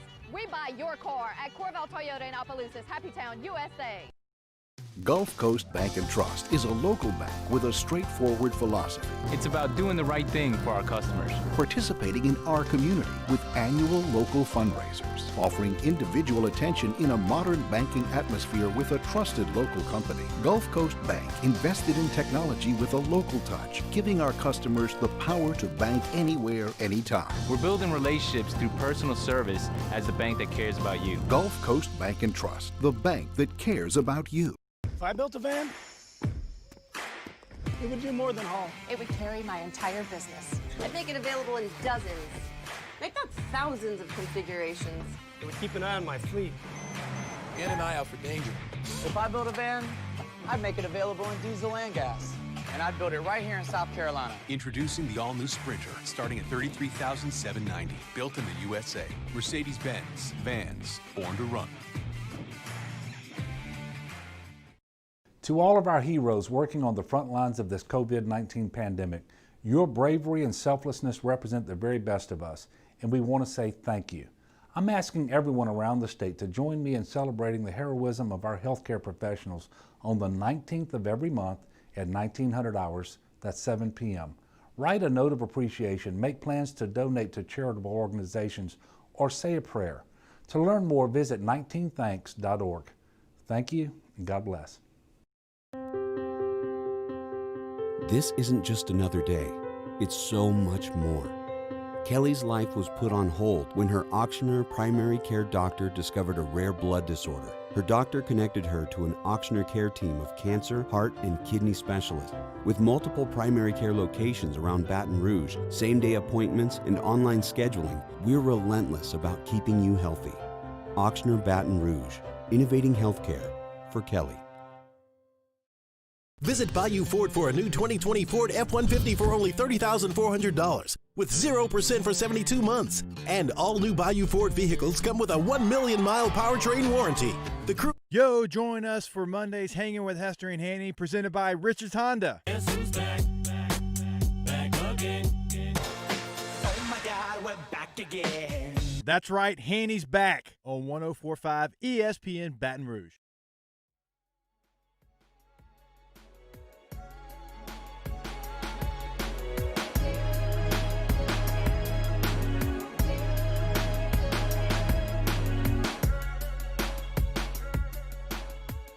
All-Star Toyota presents Off the Bench with Jordy Collada and T-Bob Hebert. ESPN Baton Rouge, New Orleans, Alexandria. All right, Dr. Jeremy Burnham from Osher Sports Medicine going to stop by here in 15 minutes after our next guest, Dr. Death, Ross Dellinger, the messenger, the man who wants to kill college football. You read his news over the weekend. Dellinger has been putting out flames from college football fans after he was just tweeting out some of the stories that he gathered over the weekend, including one talking about a heart issue that may sideline college football for the season, with Power 5 commissioners and leaders coming together on Sunday. They'll meet again here this week with potential of a decision to postpone or suspend the fall. That seems more likely than not the further along we move. Dellinger, good morning. How was your weekend? Well, it could have gone better. It could have gone smoother. Yeah, certainly wish I was around visiting camps and writing fun stories. Instead, I'm holed up in my tiny apartment, writing bad things about the fate of the football season, which I don't really want to do, but it's my job. And that's, as you mentioned, it's been a frustrating time for journalists like us, who are, all we're doing is calling decision makers and doctors and getting their thoughts and insight on what's going on behind the scenes and trying to tell the public that. We've been doing it now specifically for the last 6 weeks, and since 4th of July, it's not been good behind the closed doors. You know, the behind-the-scenes talk has been toward this end. And all we have done is our job is tell readers what's going on. And we're getting absolutely killed for it. But I guess that's just the way it is. Comes with the territory. Ross Dellinger from Sports Illustrated here. Yeah, I always thought that news coming out of the Dellinger household with this type of consequences would be coming from Elizabeth Crisp, not from Ross Dellinger. Why now, Ross? Why a decision now of this magnitude coming at the beginning of August from somebody that is on the front line reporting the facts like you are? Well, I think we wrote a story yesterday morning that dropped about, as you mentioned there on the top on the open, is about the heart, and the implications with the heart for those who have contracted the virus. COVID recovery patients are experiencing heart issues, including those that are young and healthy, and including athletes. In fact, while we're talking, a Houston player has talked about how he has heart complications, and there are others in college football. And that has been, as one team doctor put it to me, that has been the final straw right now. And, it's not all because of that. Obviously, I think a lot of people, including a lot of Big Ten presidents, were on edge about a season. I think everybody's on edge about a season, some more than not. Big Ten CEOs, Pac-12 CEOs, probably on edge more than others. And then when you add in this heart issue, which medical experts or medical advisors over the last few weeks have filled in the CEOs on calls and such, and talked about how this is now affecting young athletes, and it's kind of been the last straw there. I think the tipping point in a way, and they don't talk about it much. You don't hear about it written about a ton because they don't talk about it a whole lot, because I think it scares them. It scares a lot of them, and it's kind of a recent thing as far as finding this condition in young people and in athletes, but it's starting to happen. And you can imagine from a liability standpoint, it's scaring a lot of leaders. And that's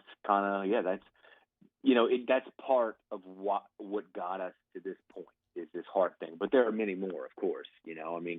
Bubbling a college campus, which we've written about extensively over the summer, is virtually impossible without allowing any students on campus. The testing, the availability of testing, and the return times in testing, travel for teams. It's one obstacle after another. So the heart thing is just one of many obstacles. It's just probably the most recent serious one. Just a quick question on the heart article, Ross. If people did decide to go for it, is there a path to play with these heart issues apparent? Like, is there a path to play even through that? Yeah, absolutely. And in fact, I quoted that doctor. He's the leading sports cardiologist in the nation. And I quoted him in that story. He said, you can play. You have to have the resources to play. So you have to do the EKGs and the echocardiograms, and all that costs a lot of money. I think an echocardiogram costs $500 per echocardiogram. So you can do it. Yeah, absolutely. But there are two things, not just the resources that you would need to do it, obviously, but two, again, the liability. So even if you're playing, even if you're doing all the tests, you're going to have players like this Houston kid and the Indiana kid too, I believe, that and if there's two of those that have come public, believe me, there's more with heart issues right now. The presidents are putting themselves, or they think they're putting themselves at least, in a tough spot when it comes to legality. And so you have to think about that part of it too. So, the Power Five and T-Bob, you know this. I mean, Power Five has big resources, right? LSU is going to do all the testing. They have done a great job down there. They're doing all these testing. They're doing all the EKGs. They're doing all of this stuff. And every Power Five team virtually can do that. They can play. They have the resources to play. They have the capability. It's just the liability concerns, I think, would happen. Like, sure, you're doing the EKGs and echocardiograms and all that. Well, that's going to find these impacts to players' hearts that are kind of unknown. Are they short term? Are they long term? Are they what are they exactly? There's inflammation. There's enlargement. It's just a liability concern, I think, for a lot of CEOs. Yeah, so liability is at the core of all of this, Ross, and it becomes interesting because I never thought like the final push to kind of get players to come together and try to form a players association would be wanting to play, right? It's kind of ironic. You always thought it would be kind of holding back. What do you think though? If players were compensated, or if there was a players association, could they actually have a seat at the table in making this decision? Or I guess start here. Do they have a seat right now? Well, yeah, that would waive the liability, wouldn't it? You know, if you got players together in a union, and a union representing all of the players signed off on playing football and all of these different things that a football team would have to do, your liability would be waived. Now the problem with that is the NCAA already came out last week with requirements, and one of them was players can't waive their liability. You know, schools cannot require players to waive their liability. So there's a lot going on right now. But you're right.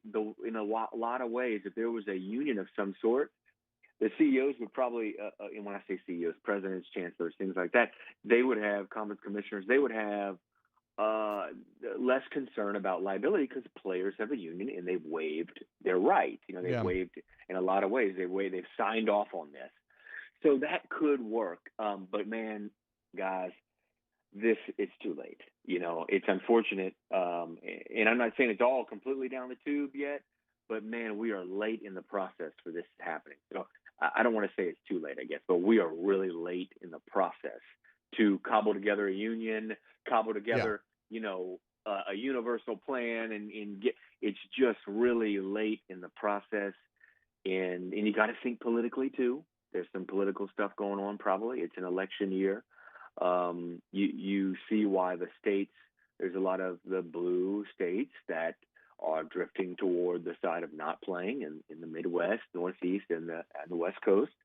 So there's just so many things at play right now that this stuff moving by the players is great to see, and maybe it'll end with some kind of players union at some point. I cannot see it coming together in a matter of days. When CEOs are meeting to decide the future. I got two quick ones to get you out of here for 8:30. I know you got to run. What does the day look like? What is happening today in college football, in your opinion? Today, right now there are no scheduled commissioner meetings that I know of right now. That could change, but all the scheduled ones are a couple Tuesday. There's one, I think, Wednesday. There's one Thursday. So, but I expect fairly soon the Big Ten to pull the trigger. We're all expecting the Big Ten to, they're moving toward not, as we reported yesterday, moving toward not playing, and they're trying to, I think, rally support to potentially have a uniform decision among other Power 5 leagues. Whether that comes today, I don't know, but it seems like by Wednesday or Thursday that's going to come. You mentioned the politics. Give me a poll here. Give me a percentage on college football, the likelihood of it happening this fall. Oh gosh, I would have told you in early June that there's a 70% chance. I would have told you a month ago in early July that there was a 30% chance, and now it seems like more like 15%. Wow. Ross Dellinger, Sports Illustrated, the lead writer over there for college football, with a huge story over the weekend and reporting here on Off the Bench on this Monday morning. Thank you. I know you have a busy day. Thanks for the time. All right, guys. Thank you all. Ross Dellinger checking in this morning from SI. We'll talk to Dr. Jeremy Burnham next. Off the Bench with Kalana and T-Bob. Brought to you daily by All-Star Toyota. Remember, All-Star Toyota is online at allstartoyotaofbatonrouge.com. You can log on and shop all the information there, whether you're looking for a new car, a pre-owned or certified vehicle. Lee Carney and his crew over at All-Star Toyota are ready for you today. Stop in and see Aaron Piku, who is the general sales manager over there, where he can get you into a brand new vehicle, a pre-owned or certified vehicle. They can lease you a car today. If you're looking for a hybrid model, stop in and see them online, allstartoyotaofbatonrouge.com. All-Star Toyota of BatonRouge.com, All-Star Toyota of BatonRouge.com. The 2020 deals are here. 0% APR finance for 60 months on a new Camry. They got you. 72 months on the Camry, 0% finance for 60 months on the Corolla. How about $4,500 customer cash on a new Toyota Tundra? Got you, man. So if you've been putting it off, it's summertime, get that new vehicle, get rid of the old, out with the old, in with the new. Let All-Star Toyota be your guide. All-Star Toyota, BatonRouge.com. Our listeners fire off their opinions on the jimsfirearms.net hotline at 499-1045. Keep listening for your next chance to shoot us your thoughts with the jimsfirearms.net hotline on 1045 ESPN Baton Rouge. If I built a van, it would do more than haul. It would carry my entire business. I'd make it available in dozens. Make that thousands of configurations. It would keep an eye on my fleet. And an eye out for danger. If I built a van, I'd make it available in diesel and gas. And I'd build it right here in South Carolina. Introducing the all-new Sprinter, starting at $33,790. Built in the USA. Mercedes-Benz. Vans. Born to run. Gulf Coast Office Products is a nationally recognized Savin office equipment dealer based right here in Louisiana. Over 100 employees strong, Gulf Coast has the boots on the ground to support all vertical markets, from education, engineering, legal, and finance. With the latest in office technology, from desktop to production segment units, Gulf Coast and Savin have the perfect fit for you. Call 225-756-2644. That's 756-2644 for Gulf Coast Office Products. I've been doing business with Luba for 25 years. They're dependable, trustworthy. It's just the attention to detail with our clients. Our folks have years and years of experience. They're highly trained professionals. But many companies have that asset. What I'd like to think makes Luba a bit different is that we use those talents in a way that truly is dedicated to serving the needs of the folks who depend on us. Divorce is hard. Divorce is messy. Divorce is exhausting. The law offices of O.C. Brown walked me through my divorce and helped me find the right solution for me, my kids, my finances, and my property. Call the law offices of O.C. Brown, your law firm for a lifetime. At All-Star Toyota, you get it all. If you're in the market for an all-new Toyota vehicle, come see our friendly and knowledgeable sales team at All-Star Toyota. Located in Baton Rouge at the corner of Airline and Goodwood, we've been serving our community since 2005 by offering a large selection of new Toyota cars, trucks, and SUVs. Get behind the wheel of your dream car and take a test drive at All-Star Toyota today.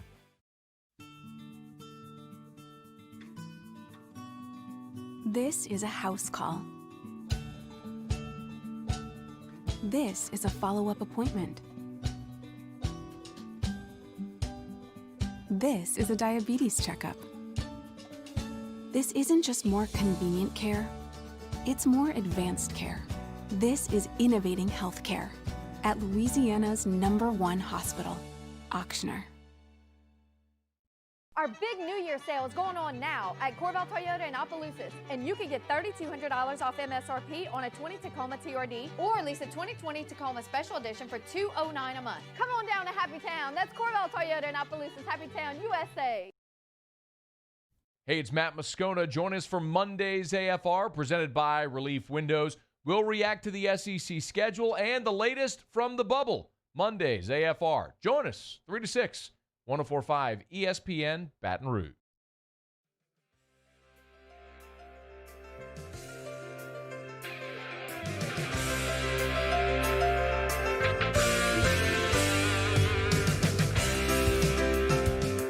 All-Star Toyota presents Off the Bench with Jordy Collada and T-Bob Hebert. ESPN Baton Rouge, New Orleans, Alexandria. I appreciate Ross Dellinger for stopping by here as we were talking to him about his article over the weekend that had college football talking. And it's titled, At the Heart of It, Cardiac Inflammation, the Next Virus Hurdle for College Leaders, as Dellinger published that yesterday afternoon and tweeted it out. He was here last segment talking about it. Our team doctor over here on Off the Bench is Dr. Jeremy Burnham, and all of the specialists over at Ochsner Health and a part of Ochsner Sports Medicine. Dr. Burnham over there is an orthopedic surgeon, specializes in ACLs and knee surgeries. And we wanted to dial him up and ask him. He's a former student athlete. He's a former college football player as he played at LSU. He graduated from Parkview Baptist here in Baton Rouge. Went off and did his medical training at the University of Pittsburgh and was around that area, and now is back down here as working for Ochsner and their sports medicine department. Dr. Jeremy Burnham joining us here on Off the Bench this morning. Doc, always good to catch up with you. How are you? Good morning. Hey, good morning. Hey, I'm good. How are you guys doing? Doing all right. So you read Dellinger's article, and we talk about some of the ramifications that could happen with COVID-19, and one of them is a cardiac issue. As a trained doctor, when you read that, what is your reaction? Yeah, the inflammation of the heart, or the myocarditis that he was talking about, we saw pretty early on in hospitalized COVID patients that was an issue. I think probably 25% of those patients that are hospitalized showed issues related to their heart. But we're just now kind of understanding what does that mean for people that maybe have COVID and are sick but weren't bad enough to be in the hospital. And of course, from a sports medicine standpoint, one of the things that we're always most concerned about is heart issues. It's one of the more rare things we see in sports, but obviously one of the more serious things. And so, I think he makes some good points. I think it's smart to be concerned about it. I don't think it's something brand new. I think it's kind of been on people's radar, and people have been screening and watching and testing for it for a while. How big of a threat, in your opinion, is this for college football? I think from a pure number standpoint, the risk is probably low if you look at the odds. I know that there's been a couple of players on the college scene that have had that, but if you are one of those people, it's a really big deal, obviously. And I think that the issue is that at some places, obviously at LSU, you're dealing with, they probably have the best medical screening and medical setup, almost in the country. And so I think that those athletes are already getting tested and watched closely for it. There are guidelines to checking and see if you have this issue after you've had COVID before you go back and return to play. There's also guidelines if you get identified with it about how to treat it. But I think it is a resource issue, as he kind of mentioned earlier, are all the colleges capable of doing this, and then what does it mean from a liability standpoint? So as you mentioned, athletes are more at risk with heart things. If with this inflammation or some of the other problems that can arise, what is there a path to recovery? Is it permanent? What does that damage look like?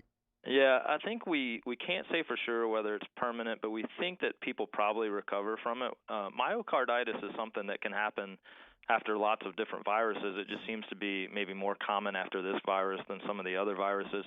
And so in general, once somebody gets identified as having myocarditis, you're looking at a 3 to 6 month period before you're letting them get back to trying to do any real physical activity. So it's not like if you have myocarditis, you're going to be out for a couple of weeks and then, back playing that season. It's a pretty big deal. And obviously, you're talking about the health and the livelihood of an athlete, so you have to be really, really careful with it. I think, when you just look at pure numbers, there's going to be most patients that have COVID or most athletes that have COVID are not going to have myocarditis, but we're starting to see that certainly some people do, and I think the key is catching those people, not letting them go back to activity too soon, and making sure that all the screening processes are in place and that you're monitoring them when they do go back to doing physical activity again. So one interesting thing, we're talking to Dr. Jeremy Burnham from Ochsner here on 104.5 ESPN. One interesting piece in the article, as you mentioned early on, it was thought only the most extreme cases, the hospitalizations, had this. But is it? Can you have? Could this happen to you even if you have been asymptomatic? Yeah, absolutely. So if you're completely asymptomatic, the current guidelines, are not asking for most people that were completely asymptomatic to get this cardiac screening. But they are recommending that even if you have mild to moderate symptoms, which means you weren't in the hospital or anything like that, but maybe you had a headache or a little bit of a cough, that before you go back and start doing, high-level sports activity, that you get screened for this. And the screening involves blood tests, it involves an EKG, and plus or minus an echo, which, as was discussed, that's fairly expensive, but that's kind of a real-time look at the heart muscle. So I think that that's happening at the higher levels and at the higher-level sports. Probably not available for every single person out there, but I think we need to be looking at it more closely and watching that. And so it is something to consider. And I think as time goes on, just like everything else with this virus, we're going to know more about it. We're going to know, what percentage of people actually have this versus those that don't. Dr. Jeremy Burnham joining us here from Ochsner Health. As you can follow Dr. Jeremy Burnham on Twitter at Jeremy Burnham, MD. He's a board-certified orthopedic surgeon and team physician, and is the sports medicine director over at Ochsner Health. As you can follow them online at Ochsner Health. Doc, how many from the demographic of college-age students have you guys seen come in that have been affected by COVID? I think you're seeing more and more. Whenever COVID kind of first hit this area, you were really seeing more of the people with really bad illness that were coming into the hospital, and in general, you were seeing a little bit of an older age group with that. I think as things have started to open back up, people are getting back into school. If you look at the numbers, there's definitely a higher percentage of young people.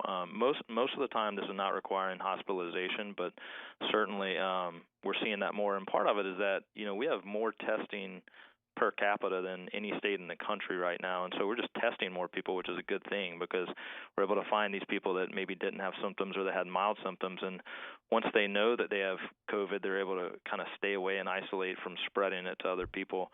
But we're certainly seeing that age shift into a younger age group now.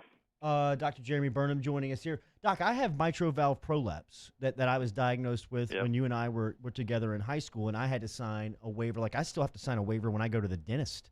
Right. Because of that. Is this something that could be possible from a medical standpoint as far as giving authorization to play? Yeah, I think it's a unique situation in that there's a lot going on. There's the fact that a week ago they kind of came out and said that the players can't form a union or can't have this consent. And so the real question, I think, is are we looking at it from an employee standpoint where the union can get together and they can come up and they can make a decision and consent to go to play, or are we looking at it in a different situation just purely from a student athlete where maybe the student athletes can't consent? And I think that's something to be considered. It's been interesting to watch just over the last 12 hours or so, all the people that have come out, the athletes on Twitter and the movement to play. And so I'll be interested to watch and see how much of an impact that has on the actual decision for the season. So I guess from a medical perspective, let's say the players were unionized or were allowed to opt in, right? They're allowed to make that decision. Is enough known right now where the medical advice would feel okay with letting them make that choice?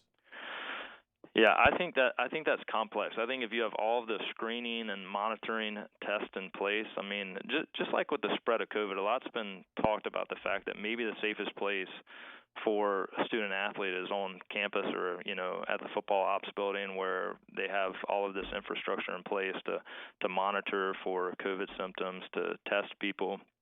Same thing from a cardiac standpoint. They're going to be in a situation where they can get some of the best testing that's available. And so I think it's a decision to be had. It seems like maybe that horse is out of the barn a little bit, just certainly from reading the media over the last 24 hours. I think people are going to have a liability standpoint. And from a legal standpoint, there's a lot of complexity to whether, a waiver, if a student athlete signed a waiver, is that enough? But I think at bare minimum, you have to have the screening mechanisms in place. You have to have clear evidence-based return to play guidelines. And then whoever is going to play or proceed with the season, I mean, that's got to be consistent across the board. It's not something that you just want to haphazard let people go back and play sports after they've had COVID. The OTB team doctor, Dr. Jeremy Burnham, who is the sports medicine director over at Ochsner Health, the BR region, as we've told you and remind you every day, there are 3 regions, of course, North Shore, in Covington, New Orleans, and here in Baton Rouge over at the Grove location. Check out Dr. Jeremy Burnham on Twitter at Jeremy Burnham, MD. Always thank you for the knowledge and the time, sir. We'll talk soon. Hey, great talking to you. Thank you. Thank you, Doc. There he is, Dr. Jeremy Burnham checking in. We left out one weekend winner. We'll clean that up next and close at hour 2. Off the Bench with Kalana and T-Bob. Brought to you daily by Coy's Diesel. Online at coysdiesel.com. Stop in and see Coy and the crew.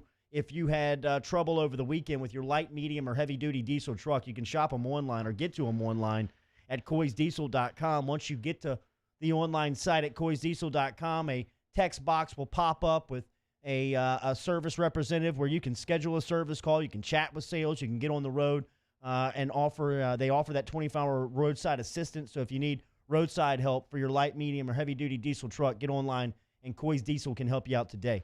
Go to coysdiesel.com, coysdiesel.com. Coy is spelled C-O-Y.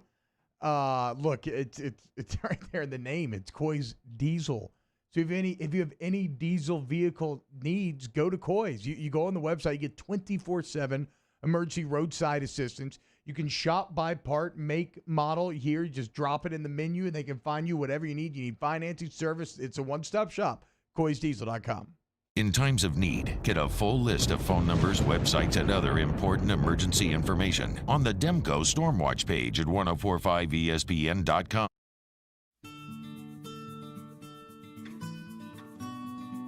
This is a house call.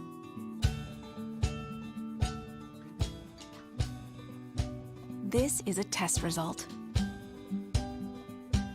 This is a prescription refill. This isn't just more convenient care, it's more advanced care. This is innovating healthcare. Start your virtual visit today at Auctioner Health. Here at Corval Toyota, we don't just sell cars, we buy them too. Bring your car in so we can see it, and within minutes, you can turn your car into cash or trade it in towards your next vehicle. It's a fast and easy process. We buy your car at Corval Toyota in Opelousas, Happy Town, USA. Gulf Coast Bank and Trust is giving our customers the power to bank anywhere, anytime during this challenging event. And we're right there with you. Our mobile banking app is a smart way to manage your money and time. Gulf Coast Bank and Trust, the bank that cares about you. Are you a licensed contractor? There's lots of good contractors in Louisiana doing work the right way, but unfortunately, too many unlicensed contractors are working outside the licensing requirements. Working as a contractor in Louisiana requires a license for the company doing the work. The Louisiana State Licensing Board for Contractors wants to help you get licensed to allow you to conduct work legally. It's not difficult to get the license. We can help you. Go to lacontractor.org for more information. Licensed contractors, it's the law. ServiceMaster Elite create clean, disinfected work environments. As a local business, we take pride in serving the New Orleans and Baton Rouge areas. Our cleaning protocols follow CDC and OSHA standards for healthcare settings, offices, senior living, restaurants, and industrial plants. Contact ServiceMaster Elite to get your operation ready for reopening with germ disinfection cleaning. ServiceMaster Elite, the trusted choice in professional cleaning since 1996. If I built a van, it would do more than haul. It would carry my entire business. I'd make it available in dozens. Make that thousands of configurations. It would keep an eye on my fleet. And an eye out for danger. If I built a van, I'd make it available in diesel and gas. And I'd build it right here in South Carolina. Introducing the all-new Sprinter, starting at $33,790. Built in the USA. Mercedes-Benz. Vans. Born to run. To all of our heroes working on the front lines of this COVID-19 pandemic, your bravery and selflessness represent the very best of us, and we want to say thank you. I'm asking everyone around the state to join me in celebrating the heroism of our healthcare professionals on the 19th of every month at 1900 hours, that's 7 p.m. Write a note of appreciation, make plans to donate to charitable organizations, or say a prayer. To learn more, visit 19thanks. Tune into a Monday edition of Game Time with Jimmy Ott and Ben Mintz. The guys recap all the action from over the weekend as they're live from Ruffino's on Highland Road. Tune in from 6 to 8 p.m. on 104.5 ESPN Baton Rouge.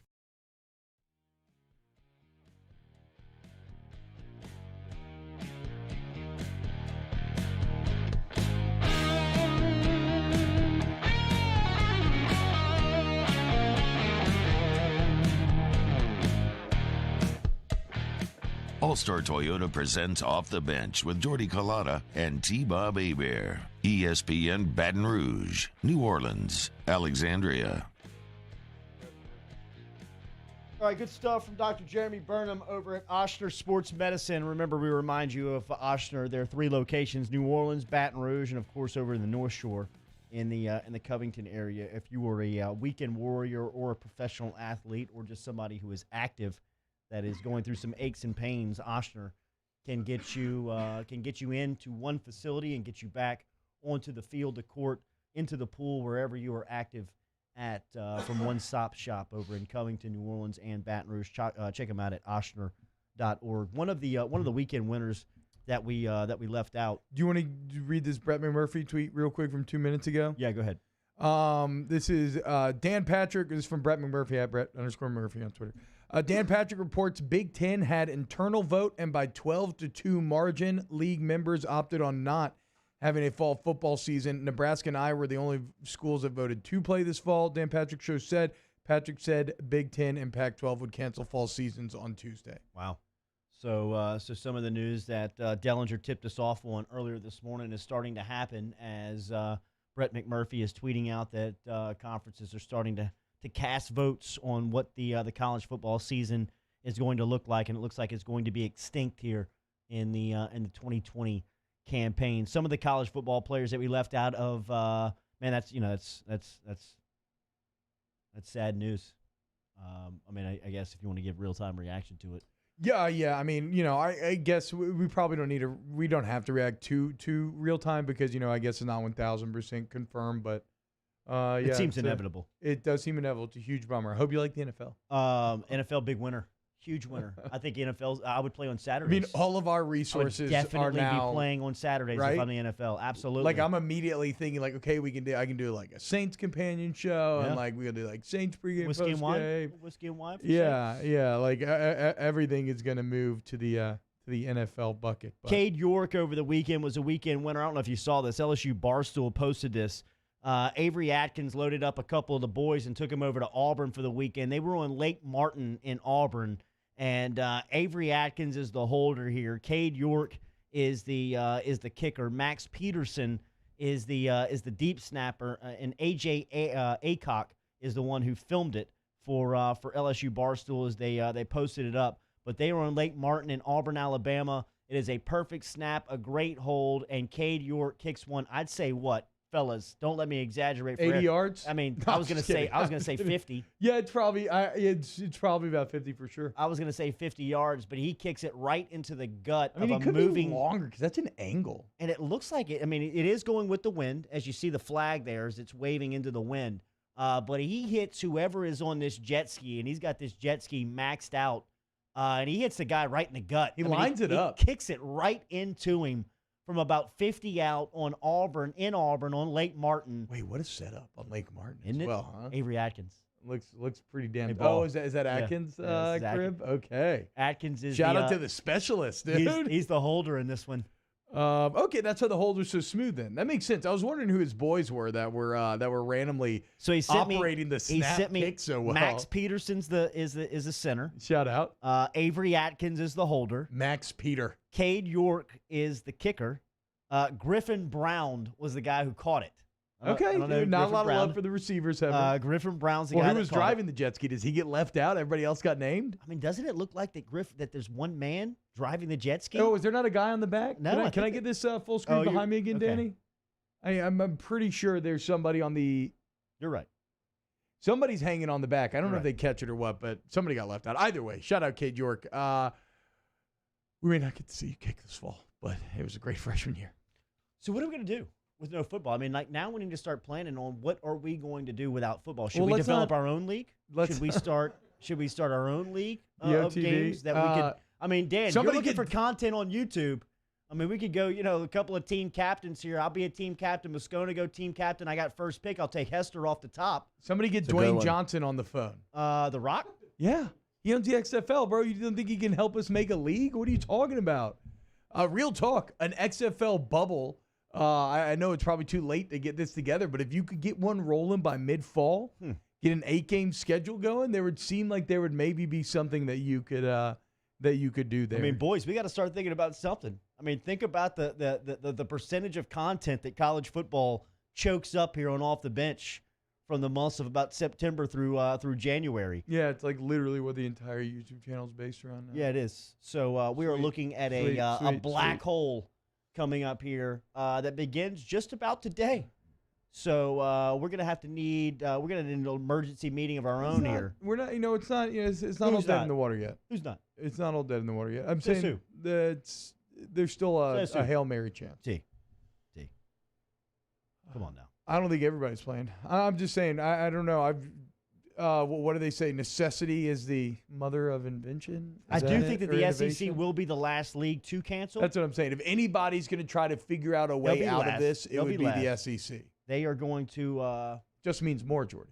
We'll see. We'll see how much more it means because your tagline is going to be stressed here.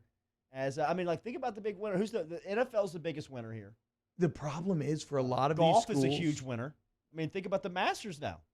We take college football out of the competition. We keep thinking about the pathway forward and how it likely involves players being more like employees so that they can opt in.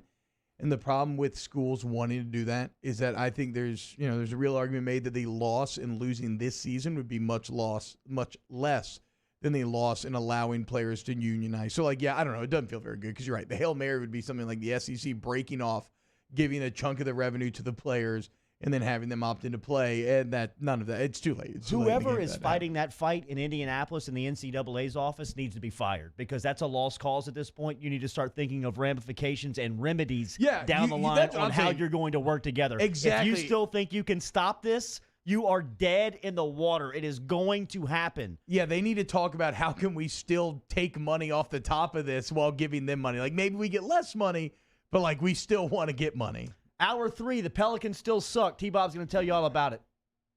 Off the bench with Kalana and T-Bob. We're brought to you by Ochsner. Remember Ochsner's sports medicine program. We just talked to their director here of the Baton Rouge location, Dr. Jeremy Burnham. He's the best. If you need medical attention, whether you are, like we said, a weekend warrior, if you're an elite athlete, if you're a high school student, or if you're just trying to get back in the game, we've told you about services that they offer over at Ochsner. They have a mental health coach on staff that they've had for 5 years over at the New Orleans location, and Warren Fitzmaurice, who is great for local athletes over in the New Orleans area that you can experience for yourself. Online, Ochsner.org. Ochsner.org. So, yes, if you do have an injury or anything along those lines and you need help, there's no one better to go to or to recover from. Like for the surgery itself, the recovery afterwards, non-surgical option, Ochsner is the best.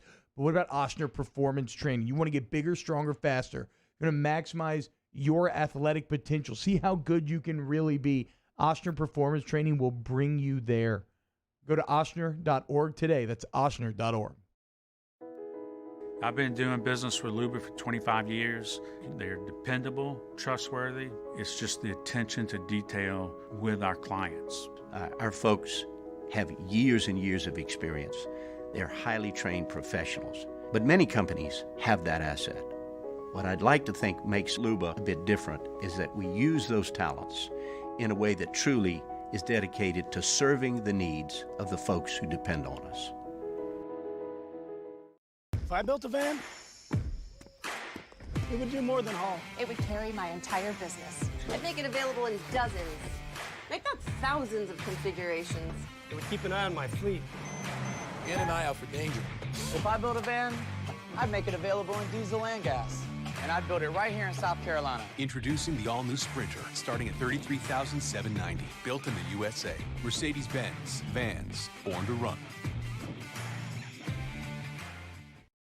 Gulf Coast Bank & Trust is a local bank with a straightforward philosophy. It's about doing the right thing for our customers. Participating in our community with annual local fundraisers. Offering individual attention in a modern banking atmosphere with a trusted local company. Gulf Coast Bank invested in technology with a local touch, giving our customers the power to bank anywhere, anytime. We're building relationships through personal service as the bank that cares about you. Gulf Coast Bank & Trust, the bank that cares about you. This isn't just another day. It's so much more.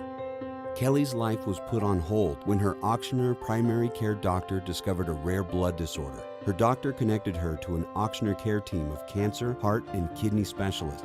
With multiple primary care locations around Baton Rouge, same-day appointments, and online scheduling, we're relentless about keeping you healthy.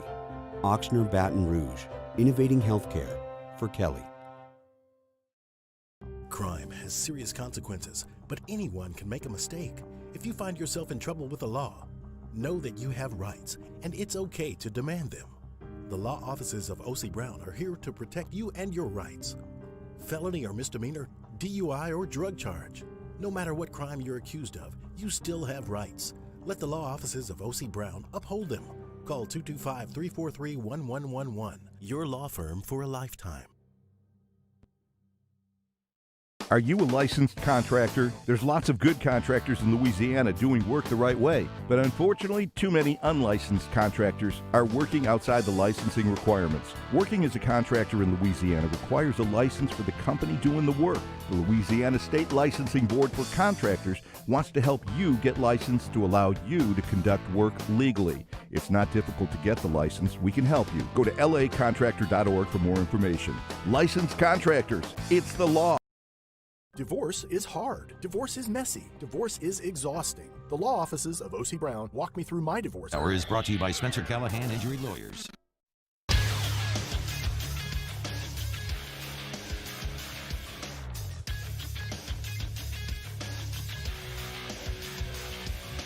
Good morning. It's 9 a.m. on Monday, August 10th. Today in Baton Rouge, expect to see partly cloudy skies with a high of 94.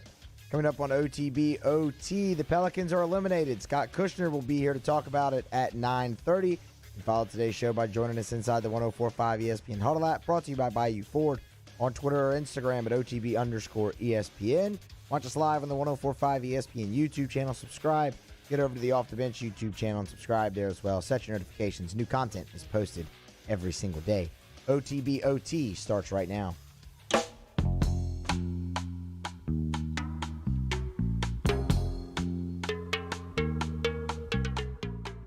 All-Star Toyota presents Off the Bench with Jordy Collada and T-Bob Hebert. ESPN Baton Rouge, New Orleans, Alexandria.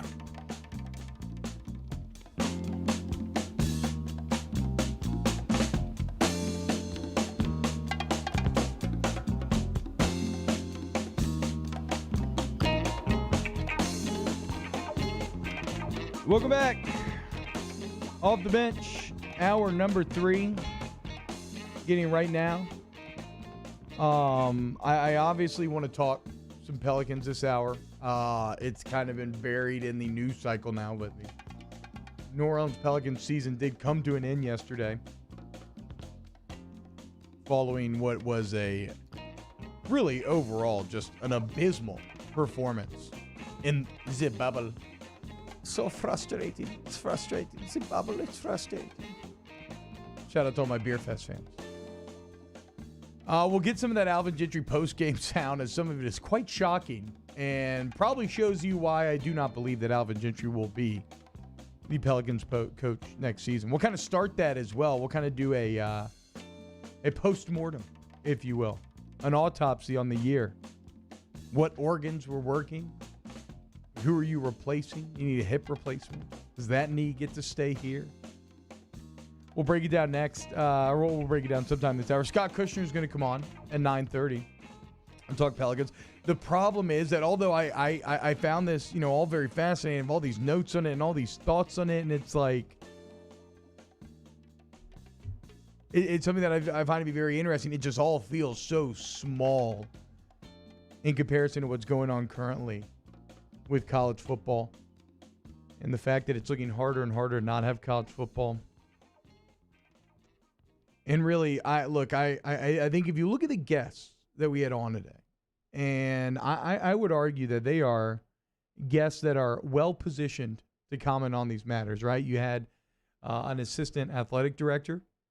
You had college football's lead writer. You had a doctor, Dr. Burnham, who is a sports medicine expert. And there seemed to be a common theme in all of this. And it was that everything goes back to liability.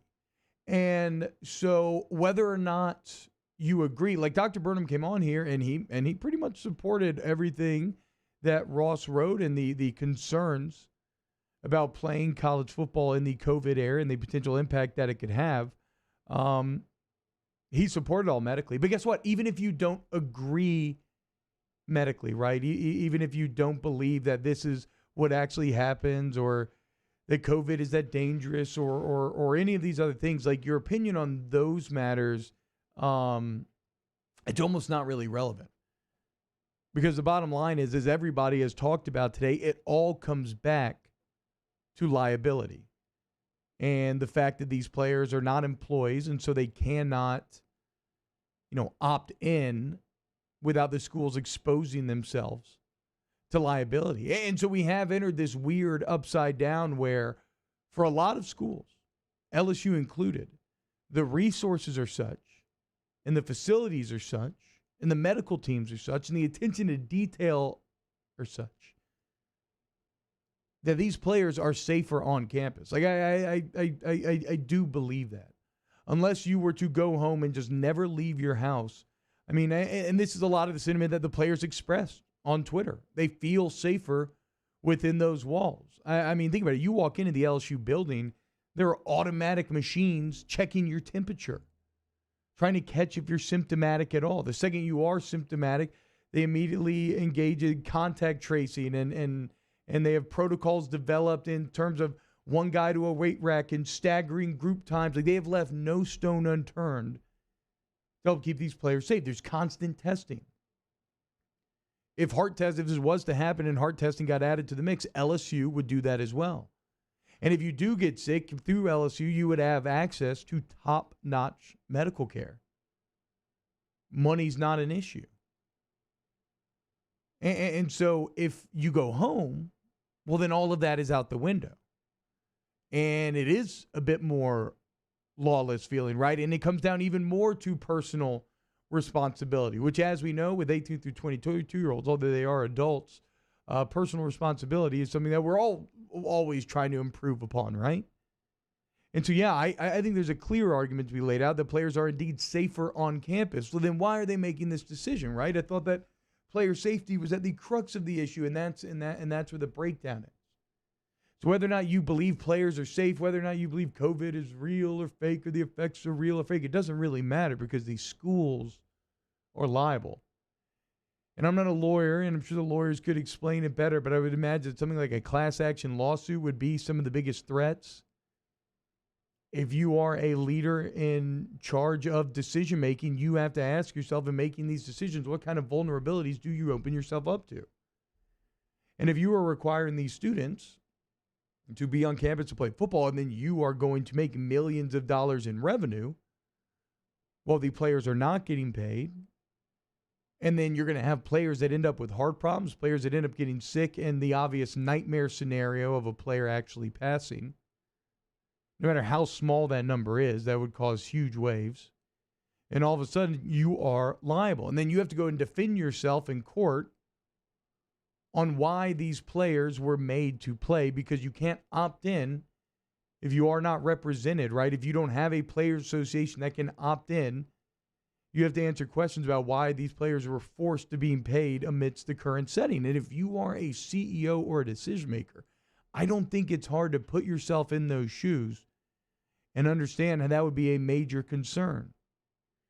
And think about it this way. I mean, look, you can, I mean, me and Jordy kind of disagreed earlier. I don't really disagree with his assertion that the MAC or these other places did it for financial reasons. I'm not saying that those aren't a factor. I think they are, right? If they lose money on football, it's going to hurt a lot less to cancel football. That makes sense to me. I don't think it was the core driving factor, but that makes sense to me. But the Power Five would not cancel football unless they felt they absolutely had to. Remember, the Big Ten brings in $1 billion in gross revenue through football. $1 billion. It's even more than the SEC. We say the SEC means more. The Big Ten makes more. And yet it is the Big Ten, and that leads all Power 5 conferences, obviously. It is the Big Ten that has kind of been leading the way to shut down. Why is that? They don't like that $1 billion anymore? Right? Higher education is always looking for increased budgets, always wants more money, and they decide that they're just not into that revenue anymore? I don't think so. I don't think anybody would willingly ever want to do that. So then why? So then the next question becomes, why are you at where you're at currently? Why are you making this decision then?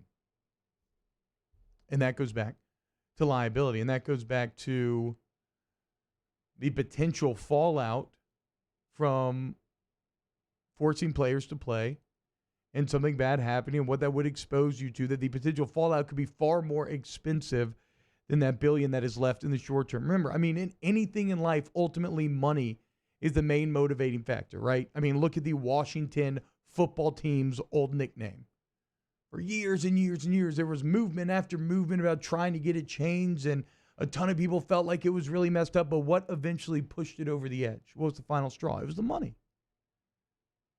FedEx said they were pulling out. And so there's no way that these conferences are sacrificing that $1 billion in revenue unless they feel the potential monetary loss if they make the other decision is even greater. So it is all about liability.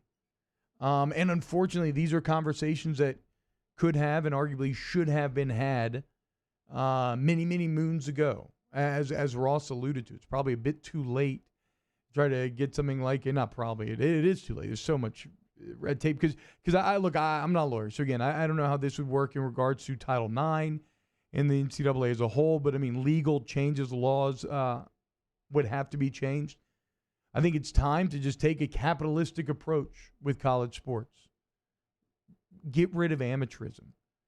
If you are a revenue-producing sport, you should exist on your own. Obviously, football and basketball among those, but let's just talk about like major Power 5 football. Make it its own entity. Give it a players' association. Give them a piece of the pie, and then you clear yourself of that liability. The problem is that would have had to have happened a long time ago. But it is just fascinating to me. That would, as I said, we've now entered this ironic twilight zone where instead of striking to form a union, you're going to have people wanting to work to form a union and people wanting them to work. Like there's been a lot of, it's been interesting to see a lot of the people who wanted the Pac-12 players to sit down and shut up just a couple of weeks ago are now cheering them on because they want to play. And ultimately, that's why this big push may be the final piece needed, is that the people that already wanted to unionize, they're on board still, okay? And then a lot of people that maybe didn't want to unionize do love college football, and they want college football. And is these the steps that you have to take to avoid this situation? Then they might be in support of it. But in the end, because of liability, because of legal ramifications, it becomes a very sad tale. You're likely going to end up with a lot of football players who put years of work and effort into this and who desperately want to play and who may not or probably will not be allowed to. Because of liabilities and because of the NCAA. And I want to be clear, right? I don't think this is all with like conspiratorial malice. Like, I do believe that a lot of these people think that they are putting the students' health and the football players' best interests at heart. But you can believe that, but there's no denying that ultimately why you're acting is to protect yourself. And so they say the path to hell is paved with good intentions, right? And that kind of feels a bit like this situation is, right? They in order to keep players safer, they say there should be no football, and yet in releasing players from that structured environment, you may indeed make them more unsafe. Fascinating times. The news is probably coming hot and heavy. I'll go ahead and check during the commercial break again, make sure anything didn't break during the show. I think we'll get to Pelicans next, unless something big happens during the commercial break. But yeah, for someone like me who loves college football, and look, let's be clear, I have a super vested interest in it, as does everybody at this company.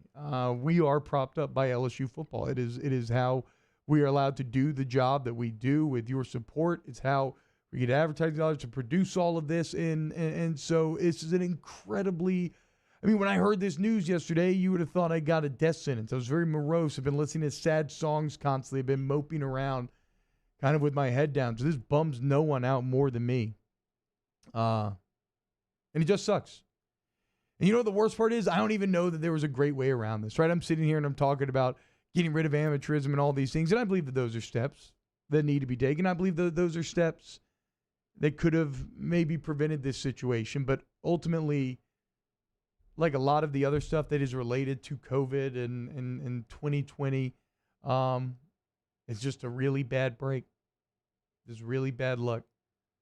Pandemics have been something that humans have battled throughout history, and they can come from nowhere, and they can be incredibly impactful. And although the death toll may not be what something like the Black Plague or one of these historical pandemics is, the effect that it's having on society is still massive, and it's still new, and it still just all came out of nowhere. I mean, think back to just beginning of 2020, LSU going to play in the Natty, man. No idea any of this was on the horizon. And now look at where you're at now. just all new. And like I said, maybe there's something could have been done to prevent it. I don't even know that I'm someone that believes if everybody been abiding by the rules and wearing masks and everything else. Because, maybe it was inevitable. It sucks, though. All right, when we get back, let's try to talk to Pels. Like I said, unless we have some more college football news breaking. This is OTBOT. OTBOT.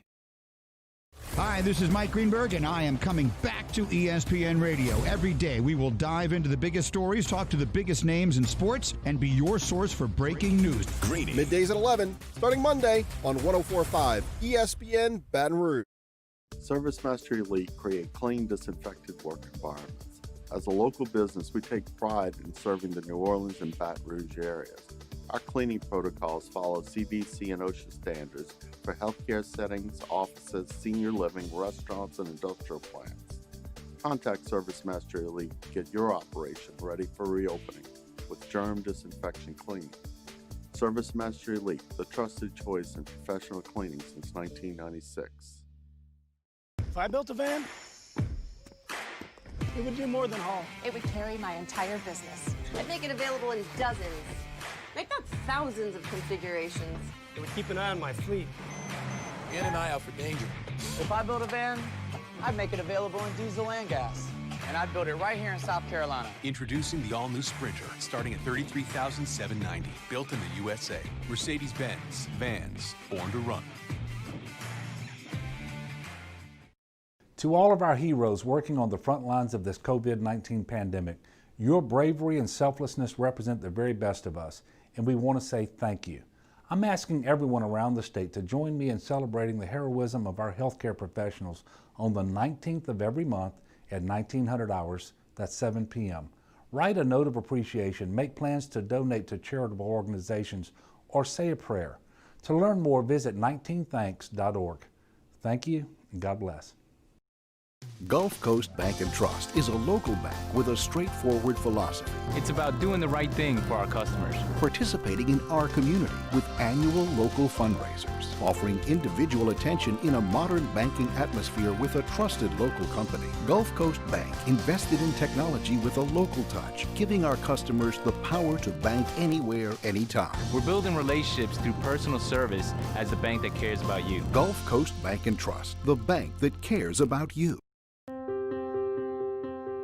This isn't just another day. It's so much more. Kelly's life was put on hold when her auctioneer primary care doctor discovered a rare blood disorder. Her doctor connected her to an auctioneer care team of cancer, heart, and kidney specialists. With multiple primary care locations around Baton Rouge, same-day appointments, and online scheduling, we're relentless about keeping you healthy. Auctioneer Baton Rouge, innovating healthcare for Kelly. Crime has serious consequences, but anyone can make a mistake. If you find yourself in trouble with the law, know that you have rights, and it's okay to demand them. The law offices of O.C. Brown are here to protect you and your rights. Felony or misdemeanor, DUI or drug charge. No matter what crime you're accused of, you still have rights. Let the law offices of O.C. Brown uphold them. Call 225-343-1111. Your law firm for a lifetime.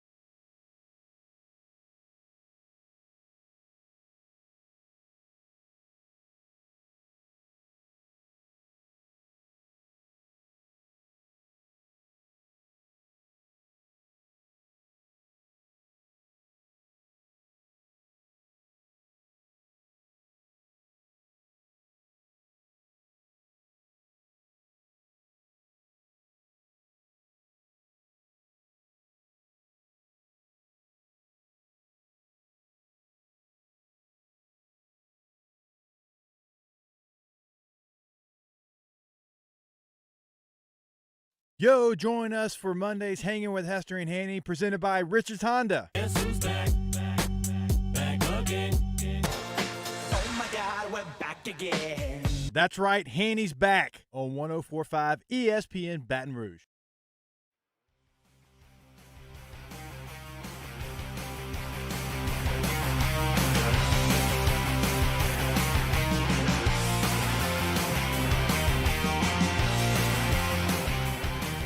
OTB OT with T-Bob Hebert, ESPN Baton Rouge, New Orleans, Alexandria.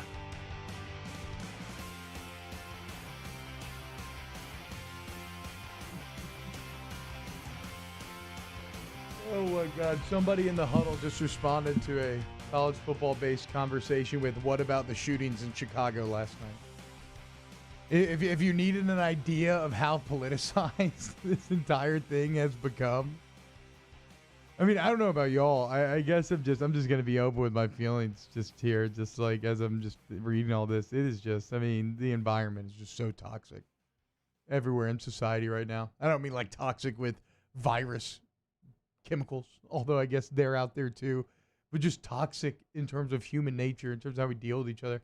And don't even get on a soapbox here, because, like, yeah, I used to talk a lot of politics back on WWL back in 2016, and you know, I used to get on here and I used to lament about the inability of the two sides to see each other's points and how we're all calcifying in our stances, and there's no compromise, and there's none of this and none of that, and in the intervening years, all I've seen is all of that just be exacerbated.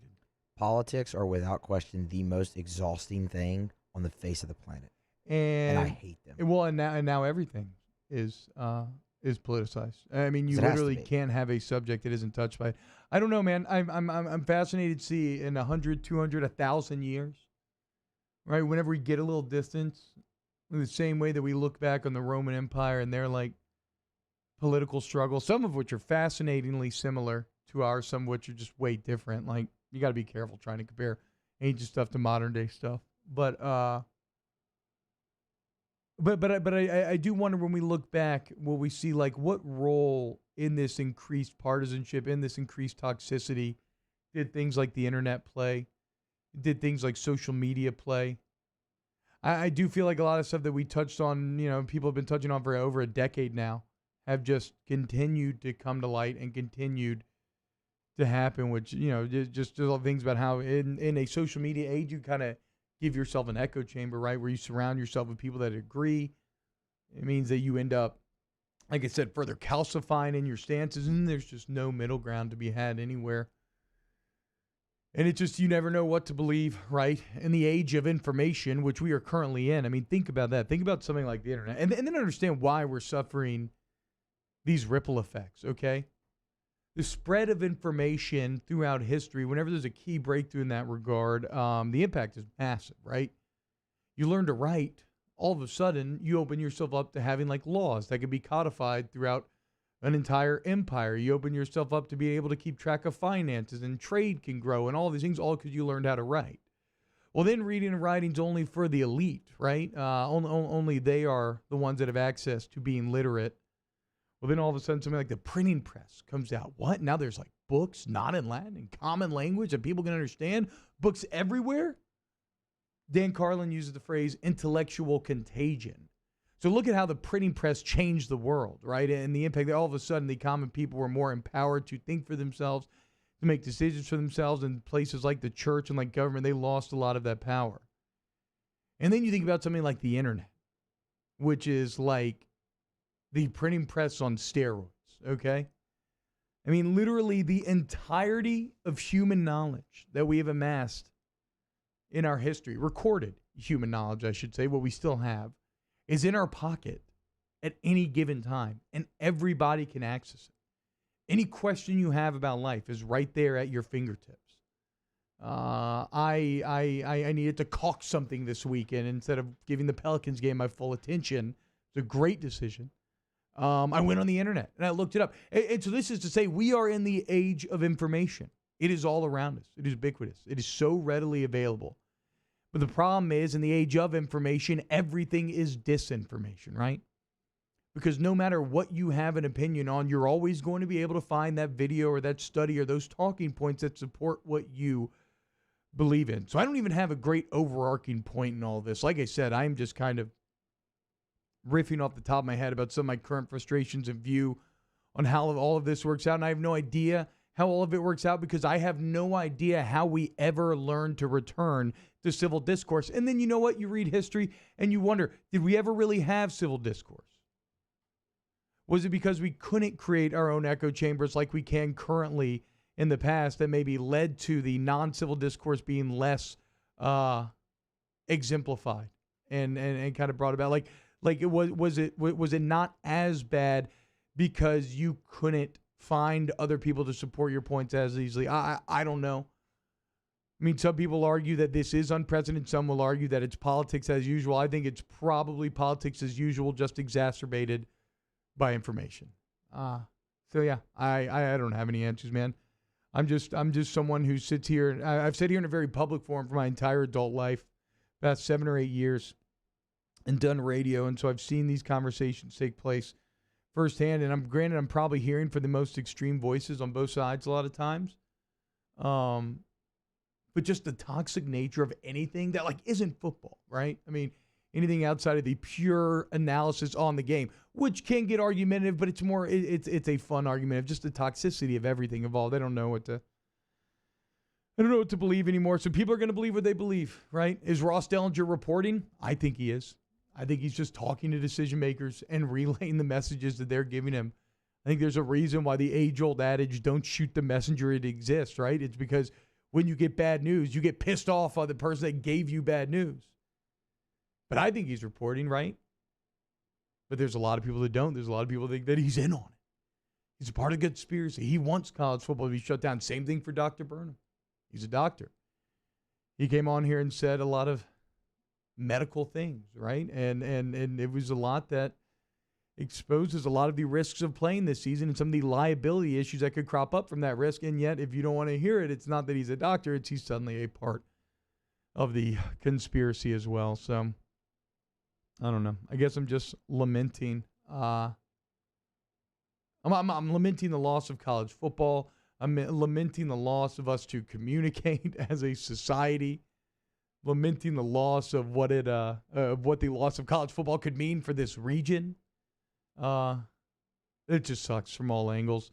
You know what doesn't suck? Well, no, not the Pelicans. They suck too. LSU won the Natty, okay? That didn't suck.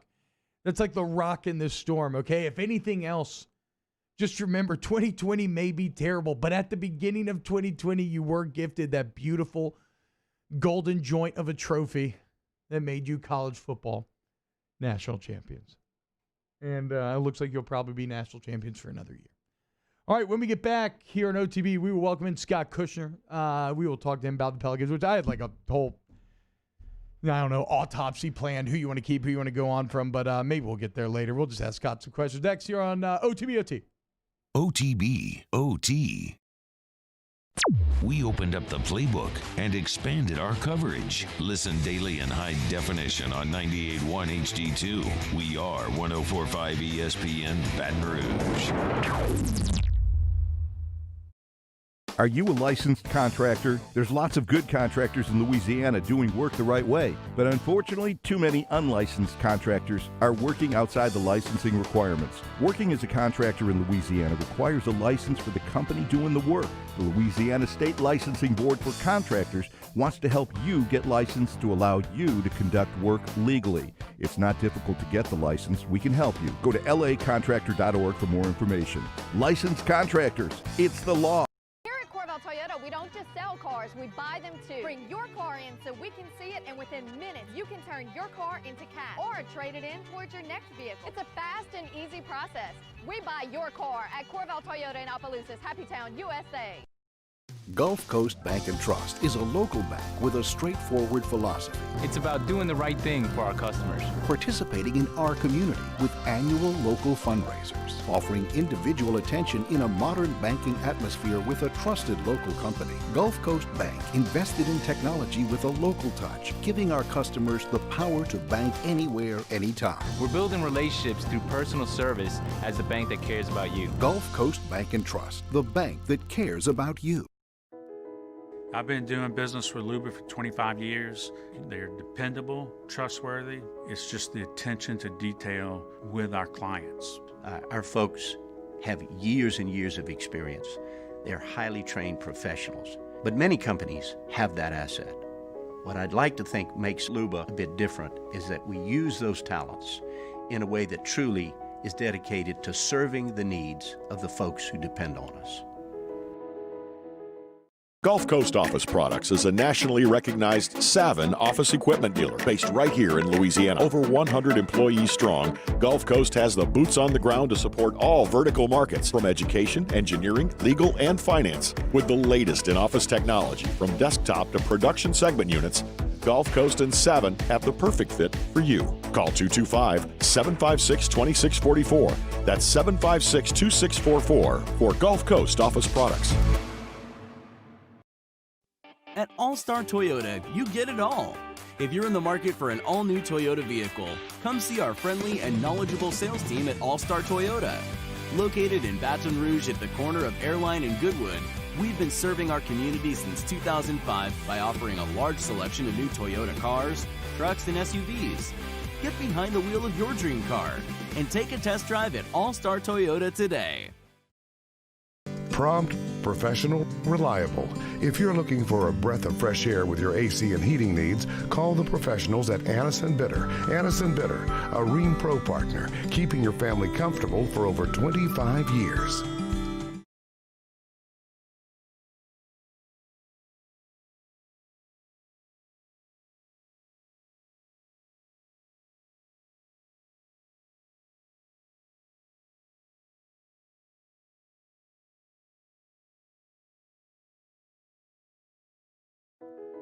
I've been doing business with Luba for 25 years.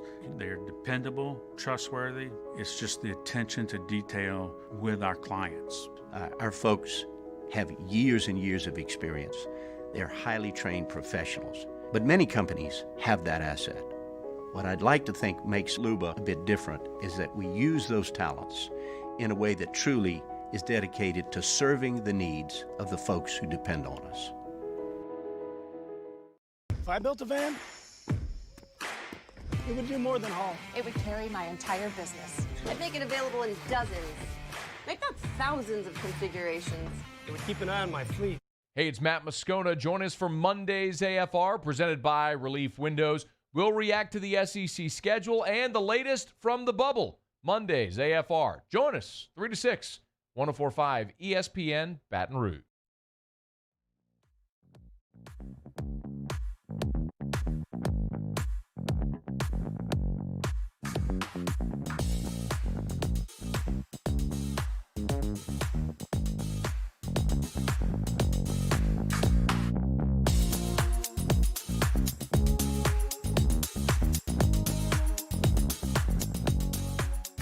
OTB, OT, with T-Bob Hebert, ESPN Baton Rouge, New Orleans, Alexandria.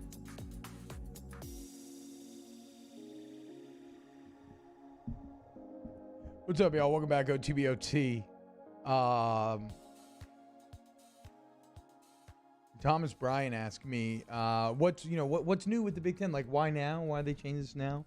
Just in case you missed it. It goes back to what Ross said earlier. This is more of the heart stuff that seems to be coming up now, which, as Dr. Burnham said, they're discovering in more athletes than they had originally maybe thought, and that's something that they're having to figure out and kind of parse through right now in real time. But that seems to have been the final straw for some Big Ten decision makers, right? And it's on top of everything else, right? It's on top of just, potential hospitalizations before you factor in the heart stuff. It's on top of the testing and the travel and just all these other obstacles to overcome. Right now, though, it is my pleasure to welcome in my favorite Pelicans writer, Mr. Scott Kushner, writes for The Advocate.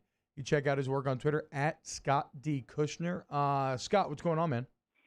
I'm doing well, D-Bob. Did you ever think you'd have a show this depressing in 2020 after the way this year started? No. That's right. I mean, after the Natty, going back to the Superdome, confetti everywhere. I had a man bun. Was hugging people. I took that great picture of you, man. That was just like the best picture I've ever taken in my life. I mean, it was unbelievable, right? And so, hey, you know what? Glass half full, though. At least we got that in before all this went down. So although there may not be college football this fall, at least you went out on top. LSU going to be natty champs for another year. Scott, let's talk Pelicans here, because I wanted to do like an autopsy this hour, and I wanted to have some context to set this up. Unfortunately, we didn't get there. That's fine. I'll start here. This is something that Musso, my producer, raised during the break.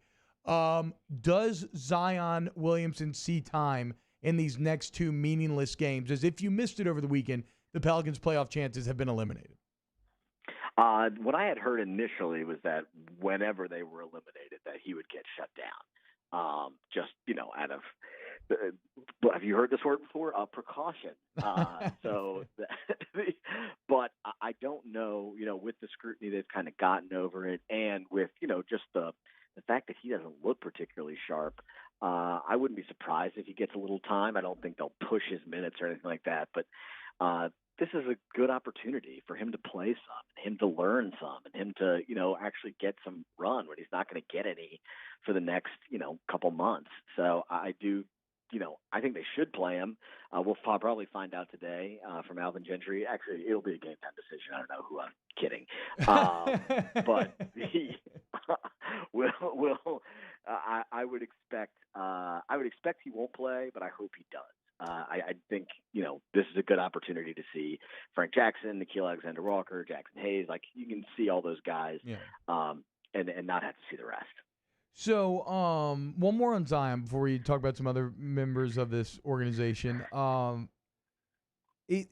understood the ramping up thing. I even understood how strict the restrictions were, right? Because when it comes to soft tissue injuries, it's why you brought Aaron Nelson in. Like, you want to manage risk, and throwing a guy out there immediately and having him go overtime, that's not managing the risk. You're exposing yourself to unnecessary risk. However, even with that ramp, and even as he started to play more, it looked like he started to be a bit more off. It sounds weird because he scored so much in so little time, but it wasn't the most efficient yesterday. It felt a little sloppy. Am I over analyzing, saying that he just looked like he missed a little bounce yesterday? Like, what's your overall take on Zion in this bubble, and really where his health is currently at? He is the type of guy who, I guess, similar to like a Steph Curry or a couple other players who, even when everything else in their game sucks, they'll score because they're just gifted. He is stronger and quicker than most guys he's going to face. If you put a big man on him, he's usually going to beat him to the rim. If you put a little guy on him, he can seal him off and get within a couple feet of the bucket. He has that like innate ability to score. I don't think that will go anywhere. That is the reason he is the number one pick and this prospect and everything like that. But what you saw at Duke is not the guy that we've seen in New Orleans. He is so inactive defensively.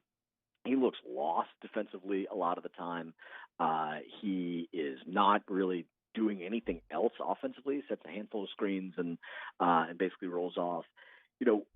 There was a time there in February and early March where he was doing so well and getting in transition. That was like where they were killing teams by basically every defensive rebound they got. Zion was the first guy down the floor, and they were just throw up lobs, 60 feet, and he'd be behind the defense. That's just not really happening. It didn't really happen in the bubble. And I don't know if it's conditioning. I don't know if it's an injury. I mean, it's really hard to say what's going on, but I was not impressed by anything he did really in the bubble, with the exception of scoring. And I think he can score in his sleep because of just who he is, and he's so talented. But yeah, it should be concerning for Pelicans fans. And I think what you said there is very fair. Yeah, and look, no one's casting dispersions or anything. He's very young. He has a full offseason to get healthy, get this thing right. And we still don't know what that family emergency was, right? I mean, who knows what he was having to deal with internally, not physically, maybe even just mentally, emotionally, while being thrust into the spotlight. So the future remains bright. Disappointing bubble. That applies to the Pelicans as a whole. Let's talk about Alvin Gentry. To have the team, to say that it's a Game 7 type of atmosphere and need that your team needs to have, and then to have your team come out in the way that it did, it is inexplicable. Scott, do you believe that Alvin Gentry will remain the Pelicans head coach? There are plenty of forces at work inside that franchise that do not want him to be the head coach anymore. But you got to think about this from a lot of angles, because Gail Benson is not going to probably not going to sell a Saints ticket this year. Definitely did not sell a Pelicans ticket for a while. There's real financial shortfalls that this franchise is facing, even though they are fine in the overall. To pay a guy $8 million not to work in this environment, I think is difficult, and that's not to even question her commitment or anything like that. She's always been a very outspoken advocate of Alvin Gentry. She likes him, and I just wouldn't be shocked if they didn't make the move. I think from a basketball perspective, it is so obvious that he has lost, the team that it's not even so much that he's a bad coach. He's a very mediocre coach. I think even if you got anybody on that team in an honest moment, they would tell you that he's not really giving them an edge, but he's also not responsible for all the problems. A coach is not going to solve it. But this team, which is what I wrote in January or December, whatever it was, this team needs a guy who's going to hold people accountable, and be on their ass. And that's not who he is. He is a guy who, for the most part, just rolls the ball out there, gives players a lot of freedom, and really smart players are really, really good in his system. Those teams that he had with Rondo out on the floor and, AD, and they knew what they were doing, and they were really good at it. Yeah. But he has only had that in very brief moments. For the most part, he's had really dumb teams that were not very self-motivated, and that's a terrible combination with him. And now he's got a super young team that is dumb and not very self-motivated, and that's a real problem. It doesn't mesh at all, his philosophy and this roster. Yeah, and that could even go back to his Phoenix days. I mean, really, when you look at his time in New Orleans, it is just reminiscent of the rest of his career, like record-wise. Okay, let's go through some of these players, Scott, and you tell me what you think their future is. I'm going to name the guys who I think have the most questionable futures. We'll start with Derek Favors. I think he's out. The bubble performance was particularly bad. You can get a center for cheaper who does 80-90% of what Favors does. Okay, so here's the most awkward one. I'm a supporter. I'm interested to see what you think. Lonzo Ball. And maybe not even what you bring him back, but like what price point are you willing to give to Lonzo Ball? I think that's the hardest question of the offseason, is that negotiation kind of takes place in a vacuum because he's not really a free agent. He's coming up on his free agent year, so you can give him an extension. But do you give him the kind of extension that like a Jaylen Brown or Jason Tatum got? Like, no, there's no chance you give him that kind of money. So why wouldn't he go test out free agency next year and then force the Pelicans to match him whatever he's able to get? I don't see the urgency to go out and give him an $80 million contract. I just don't see the point. He's very much not proven himself as a guy worth that much money, and if he gets it, you can still match it. It's not like it's impossible to match it. You're just maybe fearing.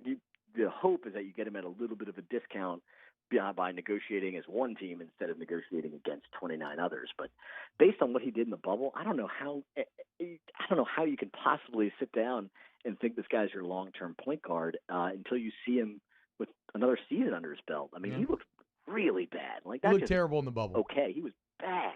Yeah, and it's frustrating because as people who I'm like watching his improvement during the actual season was so rewarding.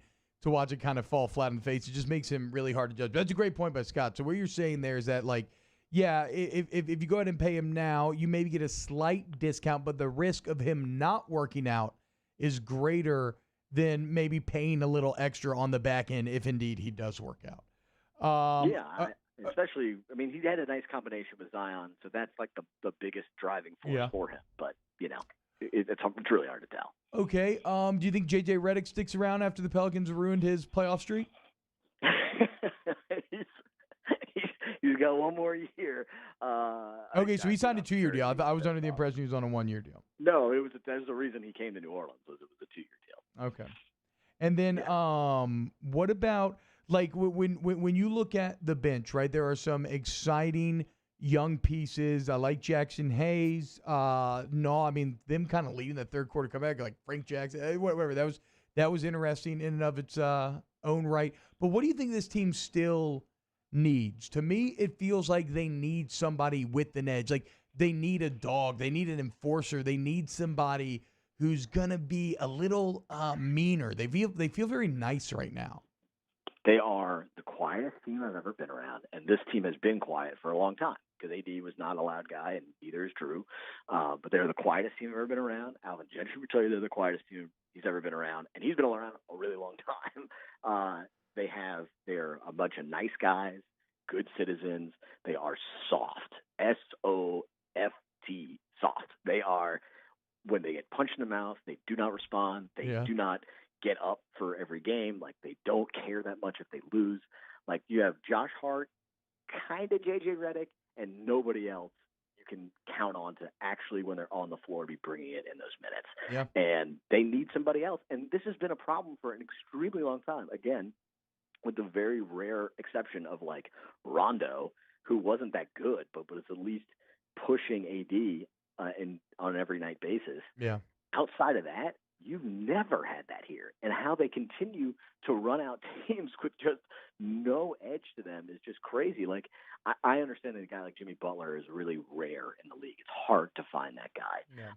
Jason Tatum. Those guys are hard to find who, take offense to everything and, constantly push themselves. But you got to try to find somebody who has that edge if you're going to have a team this young and a coach like Alvin especially. Because the character of a team very rarely comes from the coach. It mostly comes from the leadership. And Drew Holiday is an incredibly nice guy, a dynamic player, a good person, but he is not the dude who's going to get in anybody's face. Yeah. And he's not the dude who every single night when you lace him up that he's going to be playing at his top level. He's not that guy. And it's like unfair to even ask him to be that guy, right? Let him play. You know what his strengths are? Let him go be a great two-way player and then go fill those other roles elsewhere. Okay, last one, Scott. We've got about 30 seconds left. Potential coaches. Any names on the radar? Kenny Atkinson from the Nets, Ty Lue, and Jason Kidd. I think those are the three that will be looked at the closest. Whether they're the best, I don't know, but those are the three that are the most natural and the names that I've heard kind of pop up around, people who are associated with the team. Hell yeah, Scott. You are the best. Thank you so much. At Scott the Kushner. Scott, tell me they can find your work. Tell them about the pod. Yeah, you can Polk and Kush. That is our podcast. My buddy who's a stand-up comedian, pretty not so serious take, and you can always read my stuff every now and again. Now that it comes out, spottily on NOLA.com. The ability of a comedian to avoid any Kush marijuana jokes in the pod title is to be commended. I mean, that's just unbelievable. I would have never guessed. So, congrats to y'all. All right, Scott, my producer's Moose and Madam. We got to go. I'll see you later. See you. Bye. Okay, more OTB OT when we get back. OTB OT. Off the Bench, hanging with Hester and Hanny. After further review and more are all live daily on the 104.5 ESPN Baton Rouge YouTube page. Subscribe now to interact with us inside the live chat. Find highlights for each show's channel and get notified whenever we go live. If I built a van, it would do more than haul. It would carry my entire business. I'd make it available in dozens. Make that thousands of configurations. It would keep an eye on my fleet. And an eye out for danger. If I built a van, I'd make it available in diesel and gas. And I'd build it right here in South Carolina. Introducing the all-new Sprinter, starting at $33,790. Built in the USA. Mercedes-Benz. Vans. Born to run.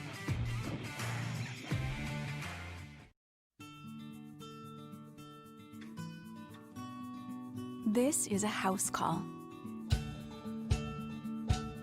This is a follow-up appointment.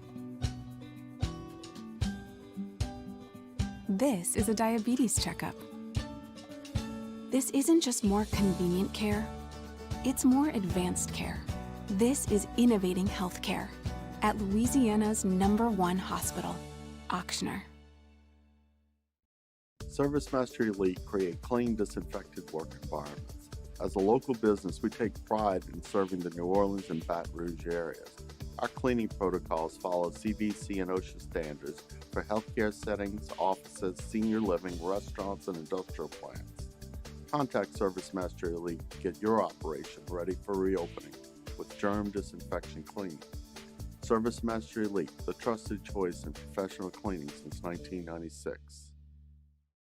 To all of our heroes working on the front lines of this COVID-19 pandemic, your bravery and selflessness represent the very best of us, and we want to say thank you. I'm asking everyone around the state to join me in celebrating the heroism of our healthcare professionals on the 19th of every month at 1900 hours, that's 7 p.m. Write a note of appreciation, make plans to donate to charitable organizations, or say a prayer. To learn more, visit 19thanks.org. Thank you, and God bless. Gulf Coast Bank and Trust is a local bank with a straightforward philosophy. It's about doing the right thing for our customers. Participating in our community with annual local fundraisers. Offering individual attention in a modern banking atmosphere with a trusted local company. Gulf Coast Bank invested in technology with a local touch, giving our customers the power to bank anywhere, anytime. We're building relationships through personal service as the bank that cares about you. Gulf Coast Bank and Trust, the bank that cares about you.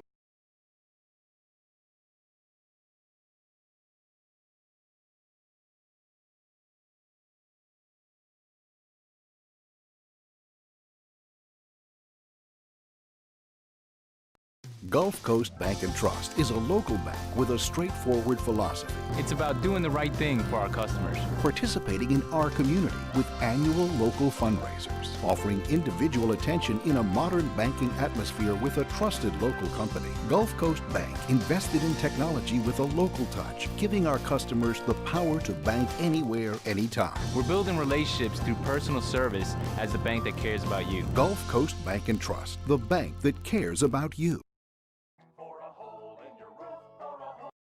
Hello? What's up, B? What you doing? Chilling at the office working. You? Hanging at the job site. Chilling. Roof's up? Hey, Greg, roof up? Roof's up. Roof's up. Roof's up. Roof's up? Roof's up. Roof's up! Roof's up! Beautiful roof every single time. True. True. If I built a van, it would do more than haul. It would carry my entire business. I'd make it available in dozens. Make that thousands of configurations. It would keep an eye on my fleet. Tune into a Monday edition of Game Time with Jimmy Ott and Ben Mintz. The guys recap all the action from over the weekend as they're live from Ruffino's on Highland Road. Tune in from 6 to 8 p.m. on 104.5 ESPN Baton Rouge.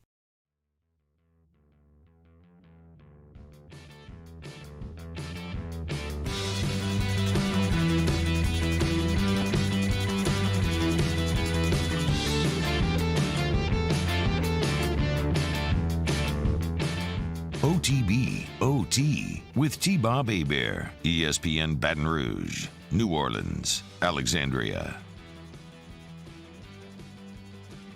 McJeezy in the huddle, for what it's worth, says Feinbaum's moving the SEC says the SEC is still moving forward with its season. I mean, I said it earlier. That's not surprising. Yeah, no, right. I mean, like, if anybody's going to push this thing to the limit, it would be them. And if